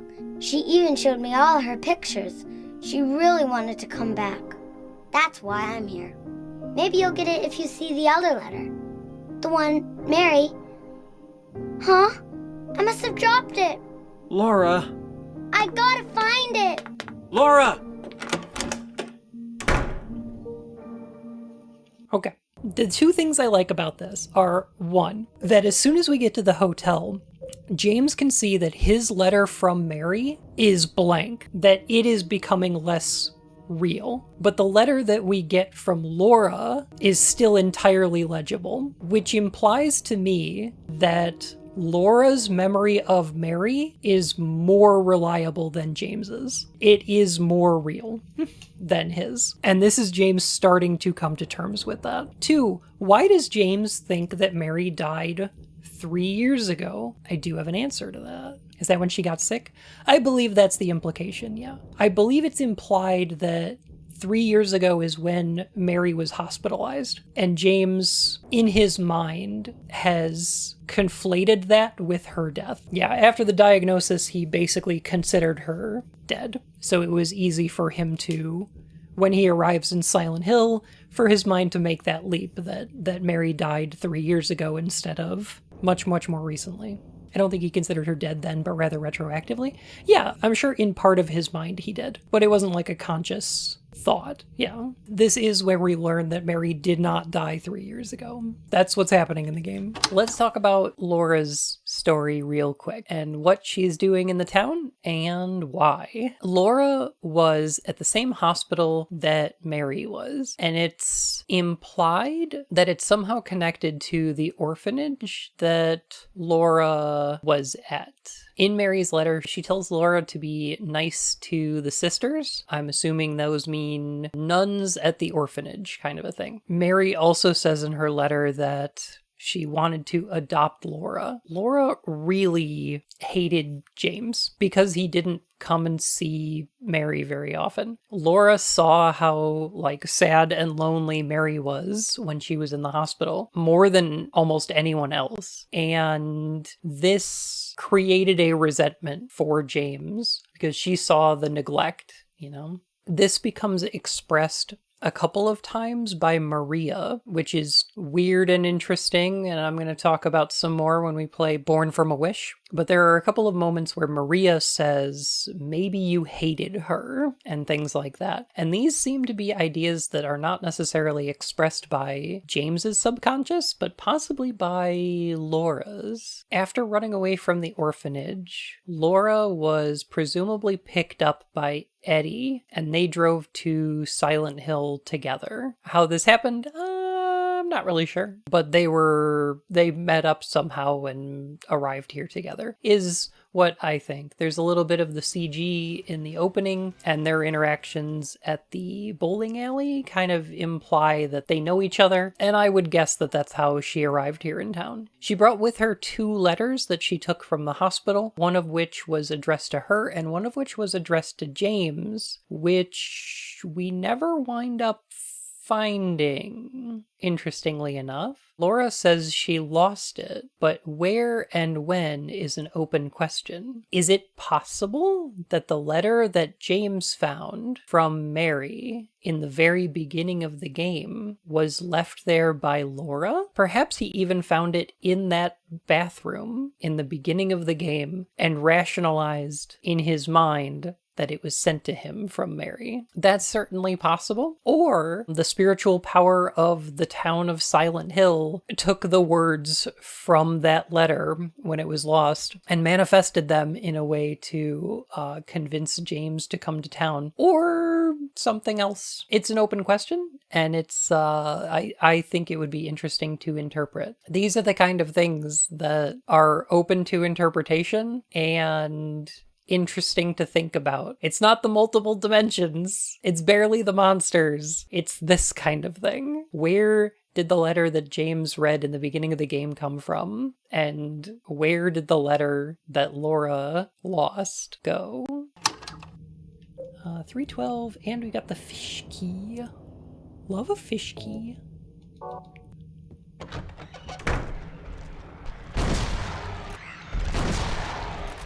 Now, why do you think there are abstract daddies in this hallway?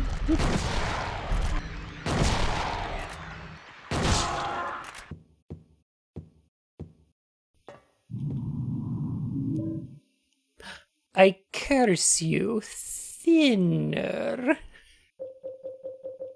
I don't think this is a Stephen King reference. I think it's paint thinner. There was a weird story. It sure is, yeah.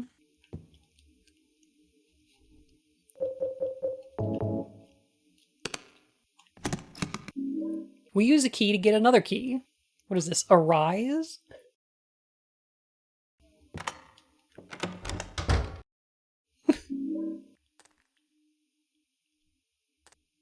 Photos are scattered all over the bed. What's this? No visit to San Francisco is complete without seeing the cow. Is that true? I also want to see the cow. All right, so we use the paint thinner to remove the marks from this. I feel like paint thinner would also remove the fixer from that photo. Don't you?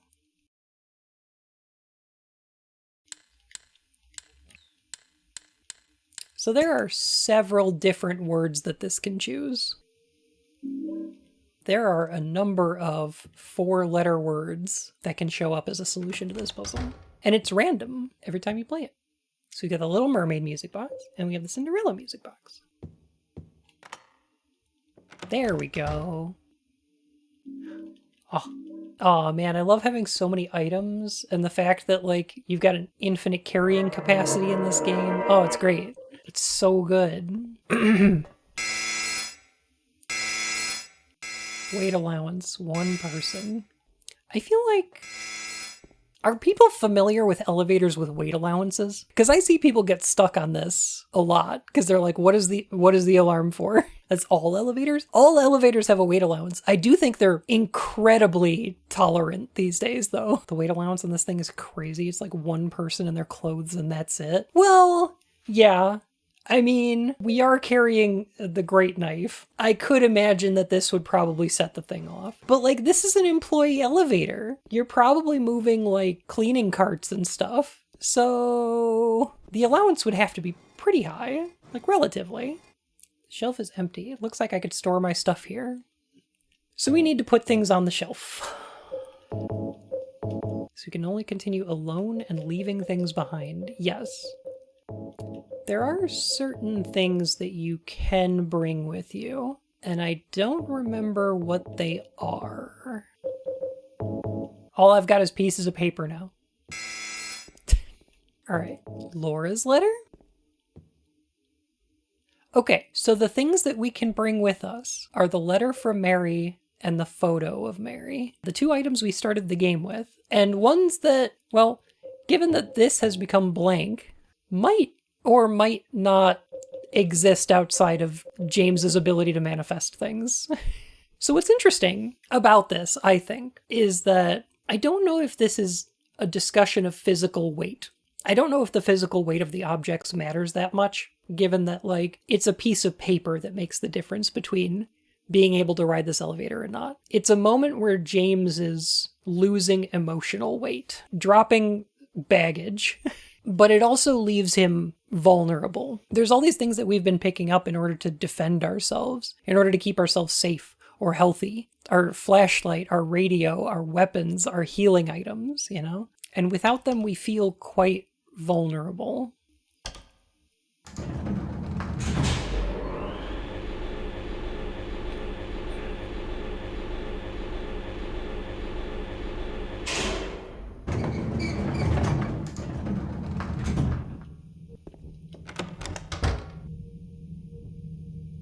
Ah, forgot that videotape we made. There's a can opener beneath the videotape. Why is there a can opener in a safe? That's just funny to me. Wait until you see what we do with it. This is one of my favorite puzzles in the game. I love this one. There are apples and pumpkins here.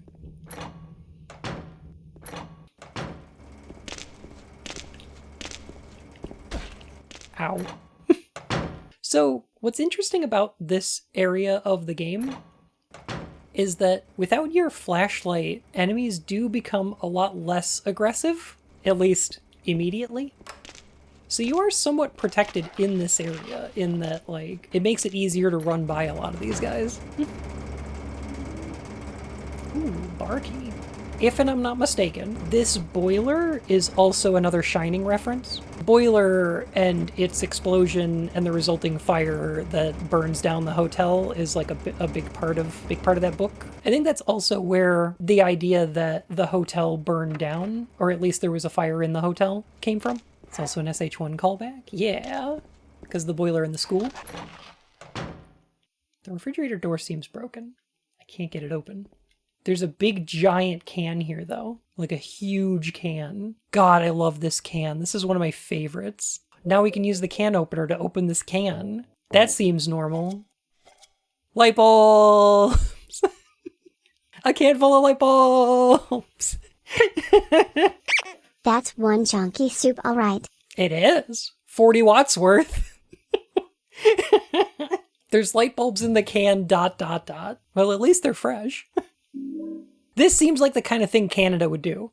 Putting milk in bags, light bulbs in cans. This game has left me speechless. I love the can full of light bulbs. I think it's ridiculous. Unfortunately, that's one of the mysteries of Silent Hill that I just do not have an answer for. I tried to use the bar key, but it's too dark to find the keyhole. Okay, so we have to use the light bulb in order to illuminate the door so that we can find the keyhole so that we can exit. This is kind of an esoteric puzzle. This one's a bit weird, isn't it?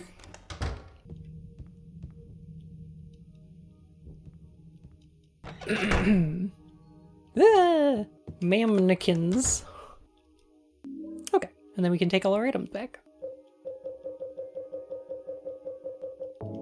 I'm gonna equip that. And now we've got the Little Mermaid, Cinderella, and Snow White.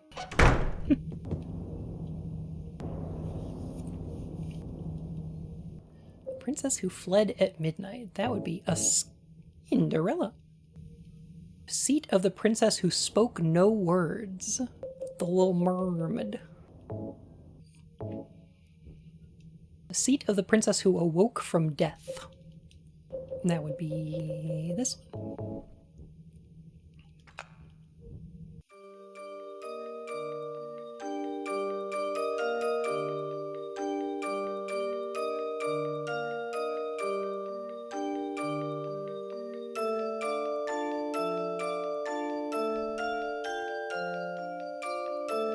Man, I love Anastasia. You know, the Don Bluth Anastasia is really good. Ah, the stairway key, right.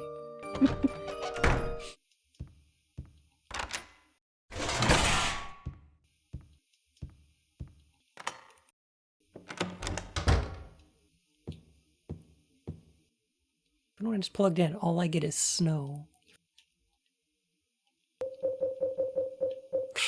This is definitely the videotape I recorded back then. Here's the thing. Videotape here says, videotape I forgot at the hotel 3 years ago. Up until pretty recently, James thought that Mary had died 3 years ago. But now we're being told that the videotape was left at the hotel 3 years ago. So 3 years ago is probably when they last visited Silent Hill together.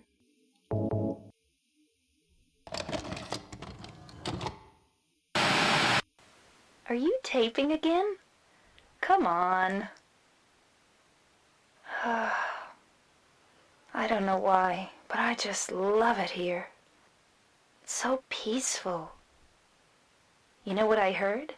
This whole area used to be a sacred place. I think I can see why. It's too bad we have to leave. Please promise you'll take me again, James.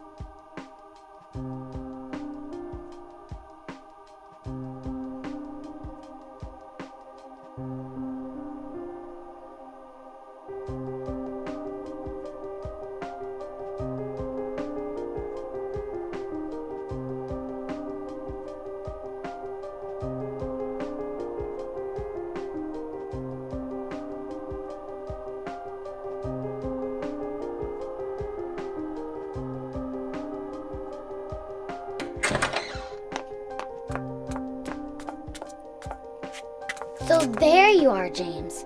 Did you get the letter? Did you find Mary? If not, let's get going already, okay? Mary's gone. She's dead. Liar, that's a lie! No, that's not true. She died because she was sick? No, I killed her. You kill her! Why'd you do it? I hate you! I want her back! Give her back to me! I knew it! You didn't care about her! I hate you, James! I hate you! I hate you! I hate you! She was always waiting for you. Why? Why? I'm sorry.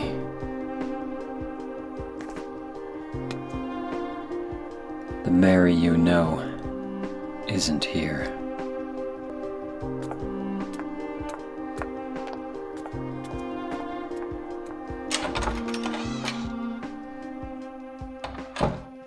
Laura, I'm sorry.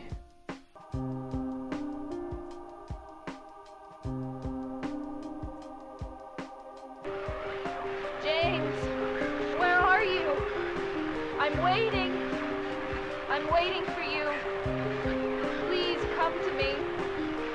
Do you hate me? Is that why you won't come? James. That voice! James, please hurry. Are you lost? I'm near. I'm waiting nearby, James. Please. I want to see you, James. Can't you hear me? James, please, James. James. James. James. This is incredibly heavy. Oh, God, I love that transition. There is nothing in the envelope. Not even the blank letter anymore. Now there's nothing. So I've mentioned before that in Silent Hill 2, James's nightmare, his subconscious, is heavily related to water. We wind up seeing water, especially stagnant water, a lot in areas that are affected by James's manifestations. And the hotel becoming like this is a little bit because it's being affected by James's subconscious. The spiritual power is manifesting James's, sure, okay, I'll say it, trauma. However, you can see that a lot of like the walls and things here are a bit mold damaged, but also damaged from what might be fire. This is where that doctor's journal is. Going to die? You must be joking. I'm very sorry. But you're a doctor. It's your job to heal people. How can you just let her die?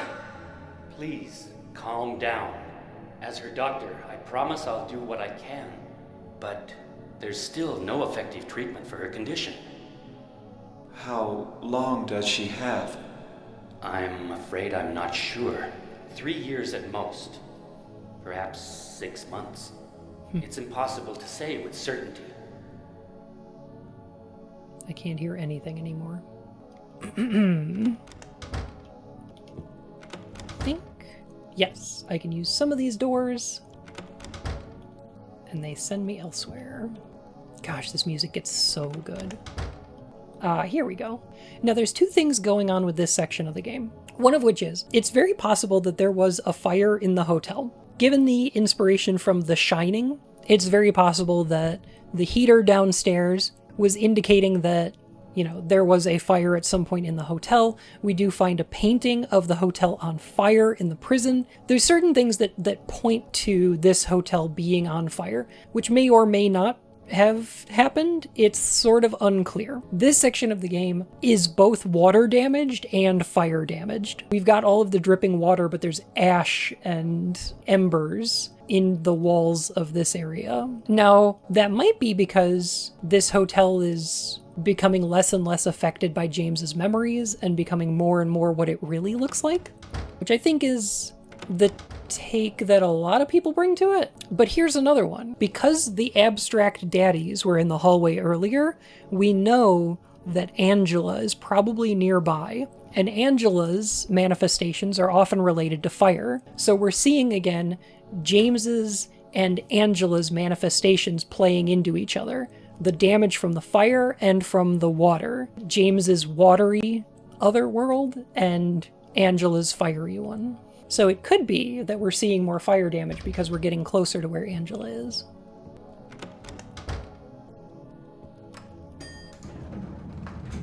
I like how it's dripping even in the elevator.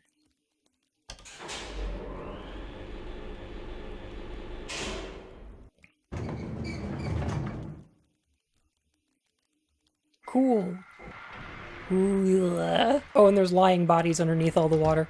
Very cool. Doesn't seem like water, it's almost like scum. I agree. And the water do be quite mucusy. There's nothing useful here. I could grab another light bulb out of the can. Light bulbs have all gone bad now that their can was open. You gotta make sure to put those in the fridge. True.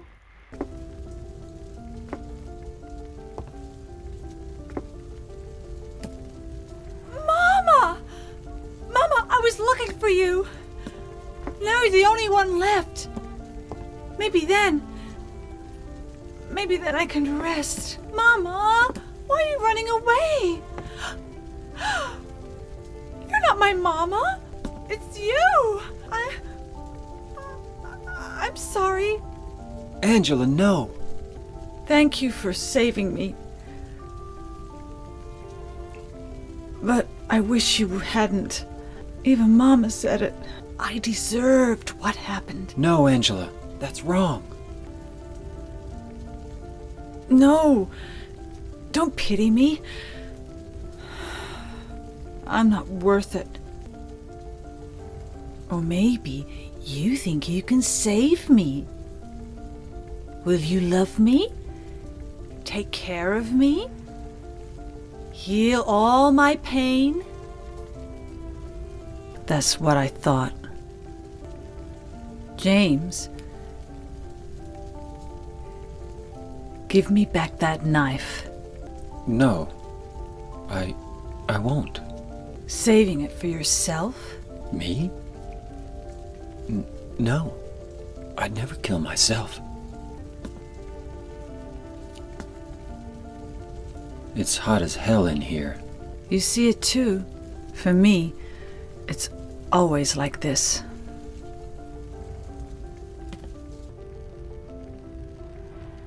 Alright, there's two things I want to say about this part. I do want to point out people in Silent Hill are not seeing different things at the same time. It's just that the world is changing based on their proximity.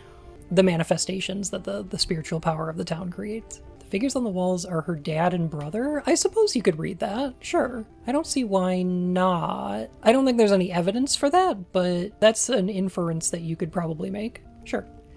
I tend to push back quite a bit against what I think are like kind of prevailing notions about the way Silent Hill is interpreted, especially Silent Hill 2.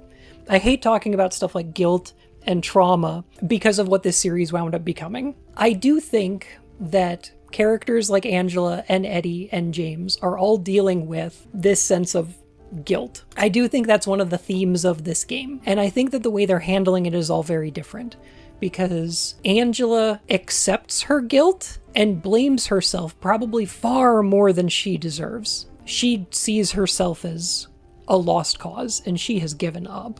Eddie denies his guilt by blaming others. He acts persecuted. He gets really defensive. He's argumentative, where he clearly feels guilt, but he's turning that into a persecution complex. And James is still struggling with where he feels about his guilt, because James hasn't come to terms with what he's done yet. Not completely yet. James has buried his feelings of guilt in order to not feel them. He is the one who is not bold enough to look into the abyss, as that document we found earlier said.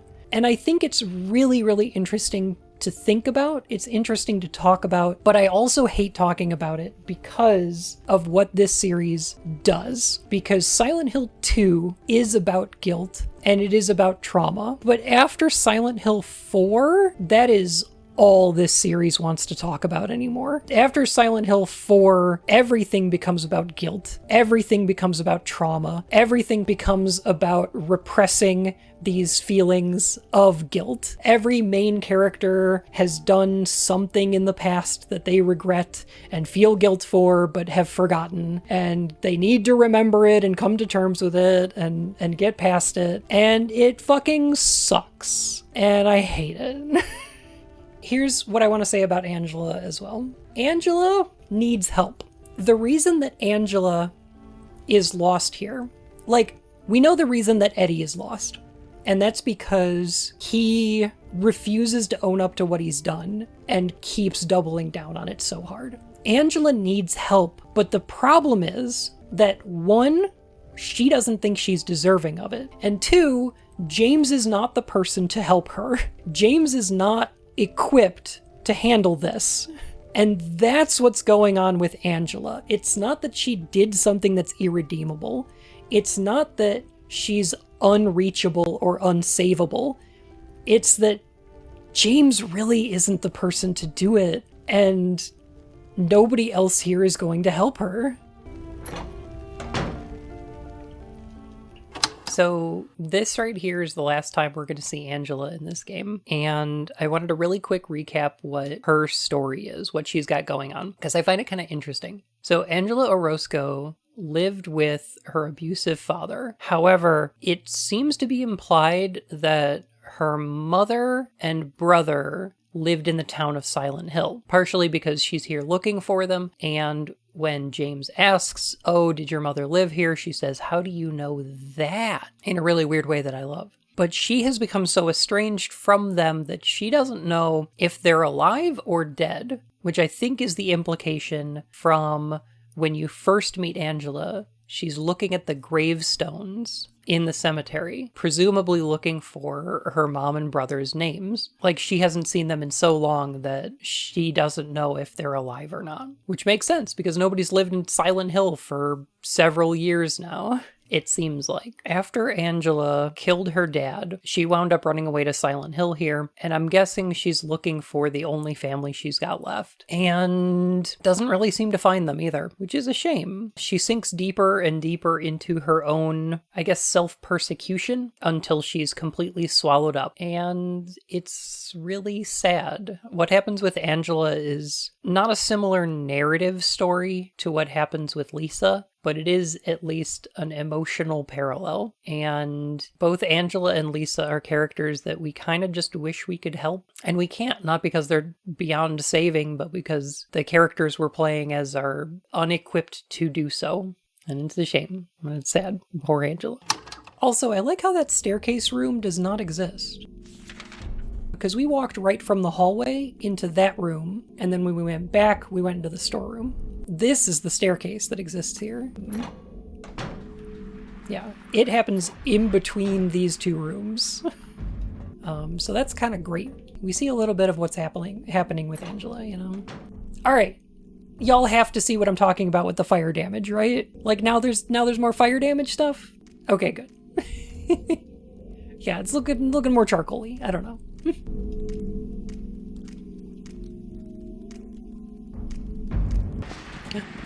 These guys again. I love them. I love those little guys. Another thing we've got to talk about coming up. I love this. How do you personally feel about James? Do you think he should be forgiven? That's not for me to decide. That is not a choice for me. It's up to James a little bit. It's also up to Laura, though. I think Laura also needs to make a decision on that too. But yeah, there's a couple people involved, I think. For me, I think what James did is complicated. I think that if James wants to, he could conceptualize the murder that he did as an act of mercy, that Mary was suffering with her illness, and that what he did was a kindness. but I don't think that's entirely true. There is a really, really complicated discussion to have about end-of-life treatment and terminal illnesses. People who are in the hospital and are going to die are expensive to keep alive. It is incredibly emotionally taxing on people to both have them around, but also to lose them. There is not at all a good answer to any instance of end-of-life care. And any discussion about it is going to be complicated and have a lot of feelings mixed in with it. I don't know if what James did was selfish or if what he did was altruistic, because I think that it is a little bit of both. Is it something she wanted? I don't know. Is it something James wanted? I don't know. I'm sure part of him did and part of him did not. And same with Mary. I'm sure part of her wanted to just be gone and part of her didn't. And that's one of the most interesting parts about this game, is that they can't tell us if James should be forgiven or not, because there isn't an answer to that. What a complicated topic. The cool thing about this game, though, is that instead of being a moral lesson, it is an emotional exploration. It is a game where you are presented complicated imagery that allows you to work through that on an emotional level, and not on a literal one. And I think that's an excellent thing that art can do. I think that's just great.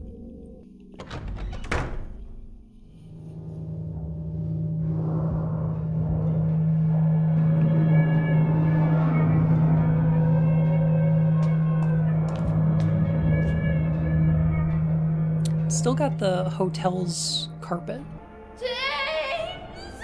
Stop! Leave her alone! Leave us both the hell alone!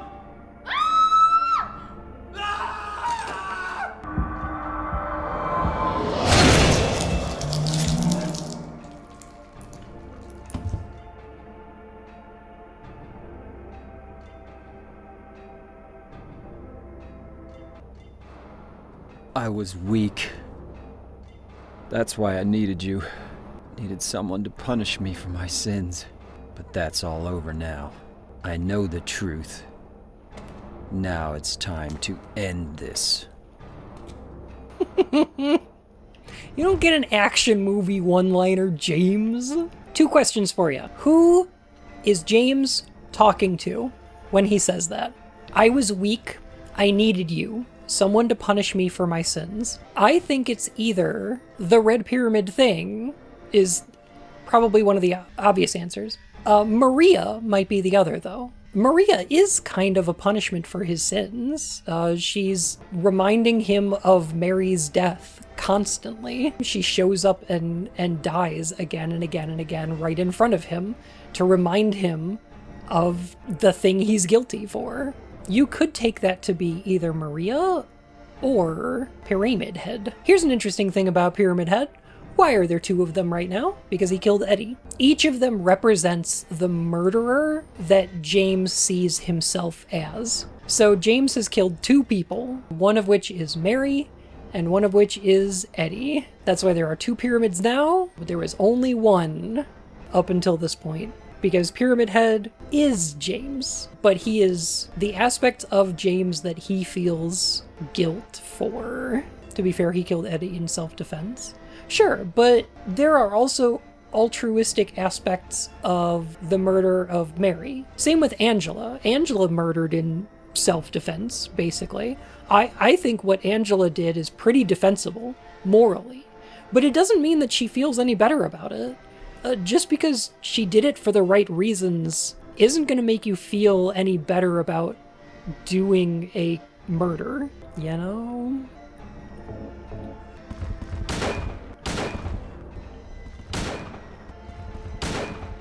Dragged her back? I don't think so.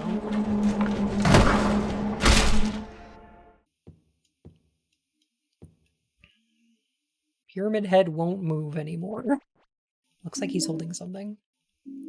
The rust-colored egg. So, as far as I know, the description of these eggs here, that text when we examined Pyramid Head and this great knife are the only places in the game where the name Pyramid Head is used. In every other instance, especially in voiced lines, they use the term red pyramid thing.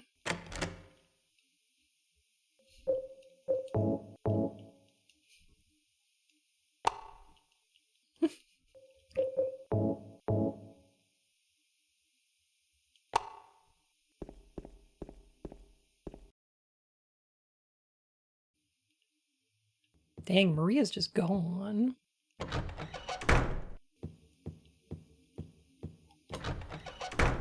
Mary? What do you want, James? I brought you some flowers. Flowers? I don't want any damn flowers. Just go home already.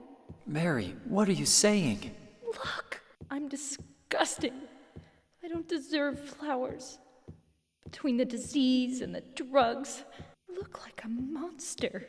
Well, what are you looking at? Get the hell out of here! Leave me alone already! I'm no use to anyone. I'll be dead soon anyway. Maybe today, maybe tomorrow. It'd be easier if they'd just kill me. But I guess the hospital is making a nice profit off me. They want to keep me alive. Are you still here? I told you to go! Are you deaf? Don't come back! James! Wait! Please don't go!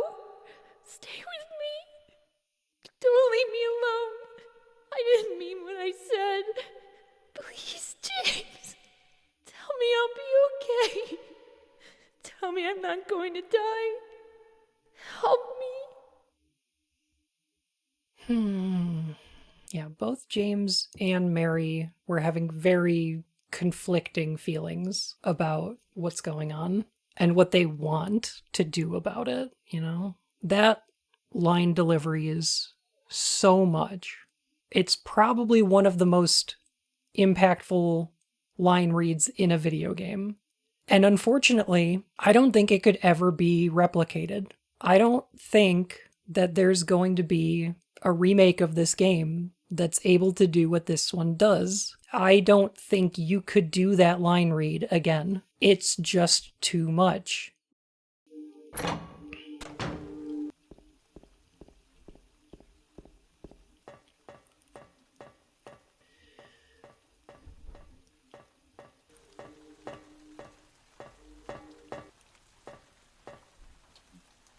I like how that just falls. Like, there's something... Oh, man. There's something about that that's so ominous, because it's not that it broke. It's not that it was mechanical. It just leaves. Mary?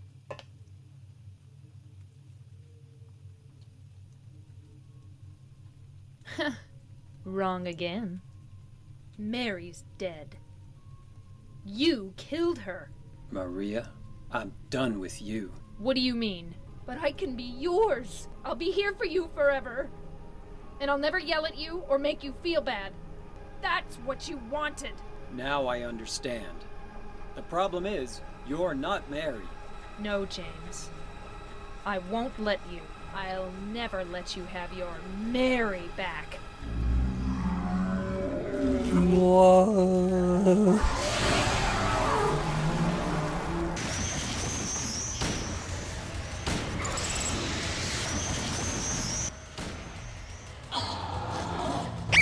SMH, how many years and they haven't fixed that back bed?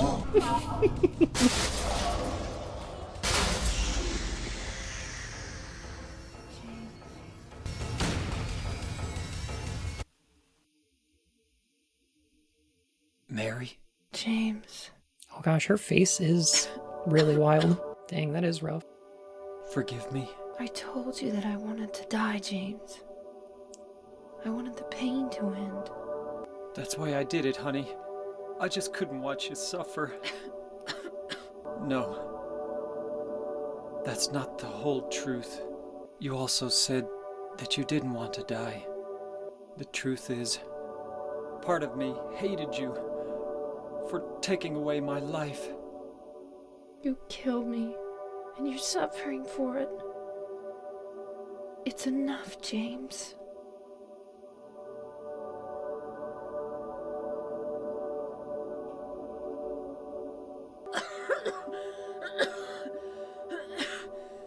Mary? James.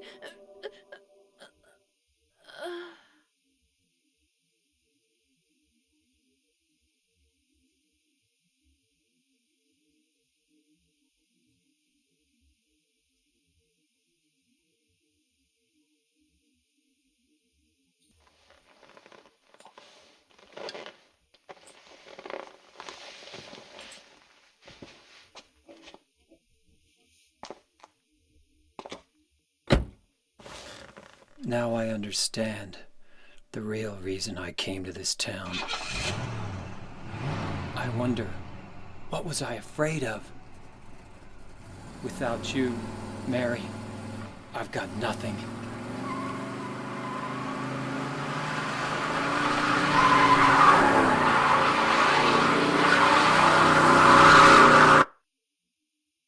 Now we can be together. In my restless dreams, I see that town, Silent Hill. You promised you'd take me there again someday, but you never did. Well, I'm alone there now, in our special place, waiting for you to come to see me, but you never do. And so I wait, wrapped in my cocoon of pain and loneliness. I know I've done a terrible thing to you, something you'll never forgive me for. I wish I could change that, but I can't. I feel so pathetic and ugly laying here, waiting for you. Every day I stare up at the cracks in the ceiling, and all I can think about is how unfair it all is. The doctor came today. He told me I could go home for a short stay. It's not that I'm getting better. It's just that this may be my last chance. I think you know what I mean. Even so, I'm glad to be coming home. I've missed you terribly, but I'm afraid, James. I'm afraid you don't really want me to come home. Whenever you come see me, I can tell how hard it is on you. I don't know if you hate me or pity me, or maybe I just disgust you. I'm sorry about that. When I first learned that I was going to die, I just didn't want to accept it. I was so angry all the time, and I struck out at everyone I loved most, especially you, James. That's why I understand if you do hate me, but I want you to know this, James. I'll always love you. Even though our life together had to end like this, I still wouldn't trade it for the world. We had some wonderful years together. Well, this letter has gone on too long, so I'll say goodbye. I told the nurse to give this to you after I'm gone. That means that as you read this, I'm already dead. I can't tell you to remember me, but I can't bear for you to forget me. These last few years since I became ill, I am so sorry for what I did to you, did to us. You've given me so much, and I haven't been able to return a single thing. That's why I want you to live for yourself now. Do what's best for you, James. James, you made me happy.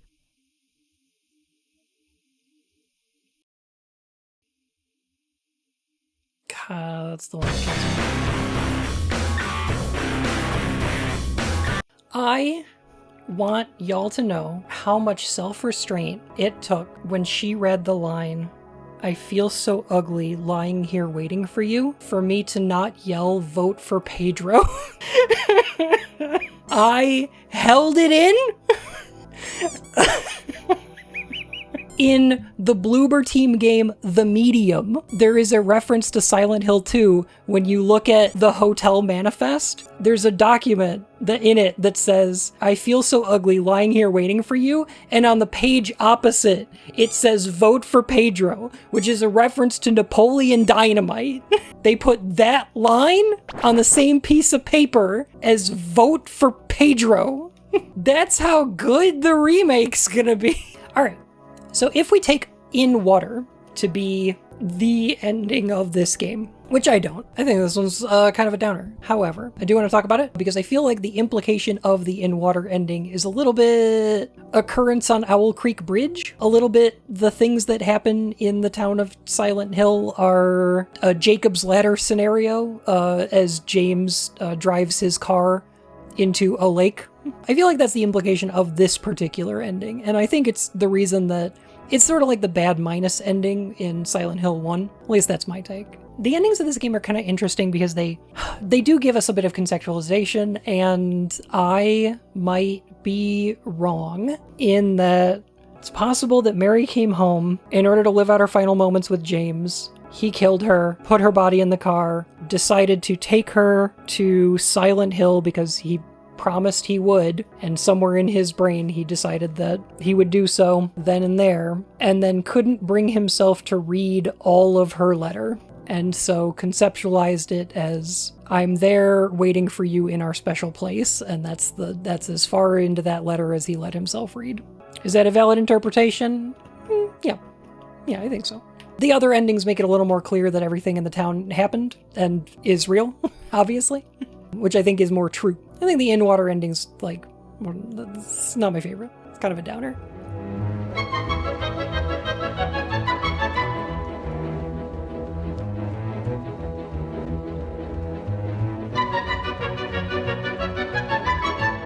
This ending is only available on New Game Plus as well. And yeah, it's probably the worst one. It's pretty bad. James. Maria, I'm finished with you. What? But I'm what you wanted. Mary's dead. Don't you understand? She's not coming back, but I can be yours. I'll be here for you forever. I'll never hurt you like she did. So why don't you want me? Because you're not Mary. Without Mary, I just can't go on. Oh, James. Come on, James. You must be joking.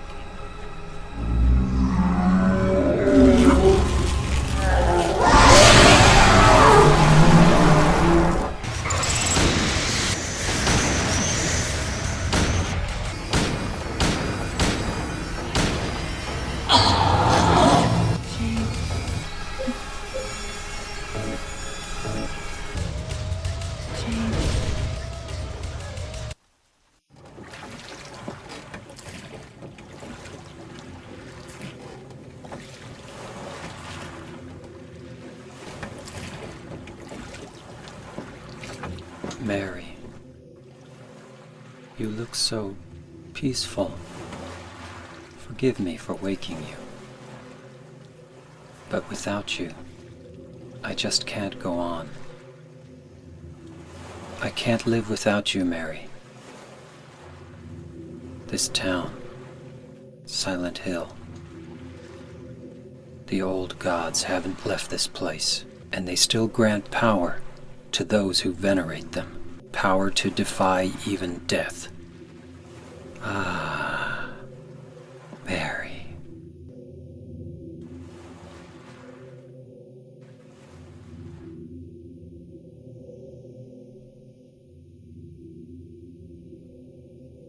You can see there's like a little church on the island in the middle of Lake Toluca there.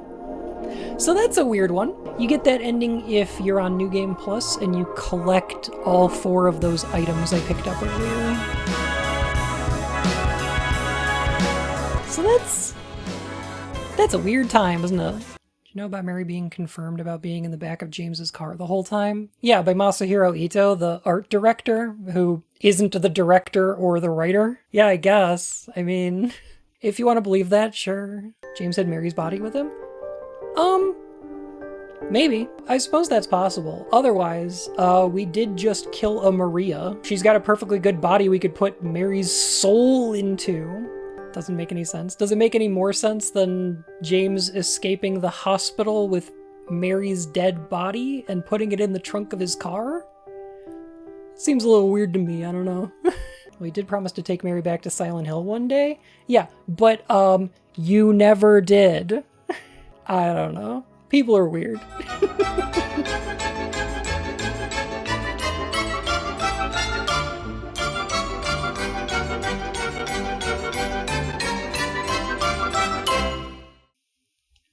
Are we ready? Ready for what? The end of the game. Dun,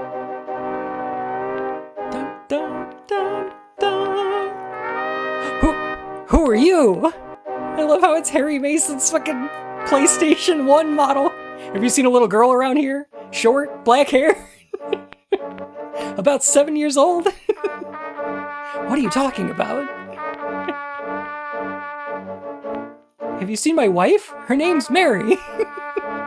Zap! Ah! Oh no!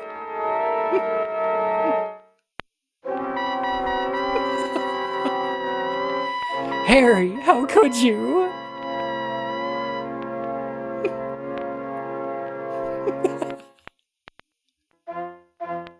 What a good game. It was a weird twist. I can see why Silent Hill 2 is one of the classics of the horror genre, you know?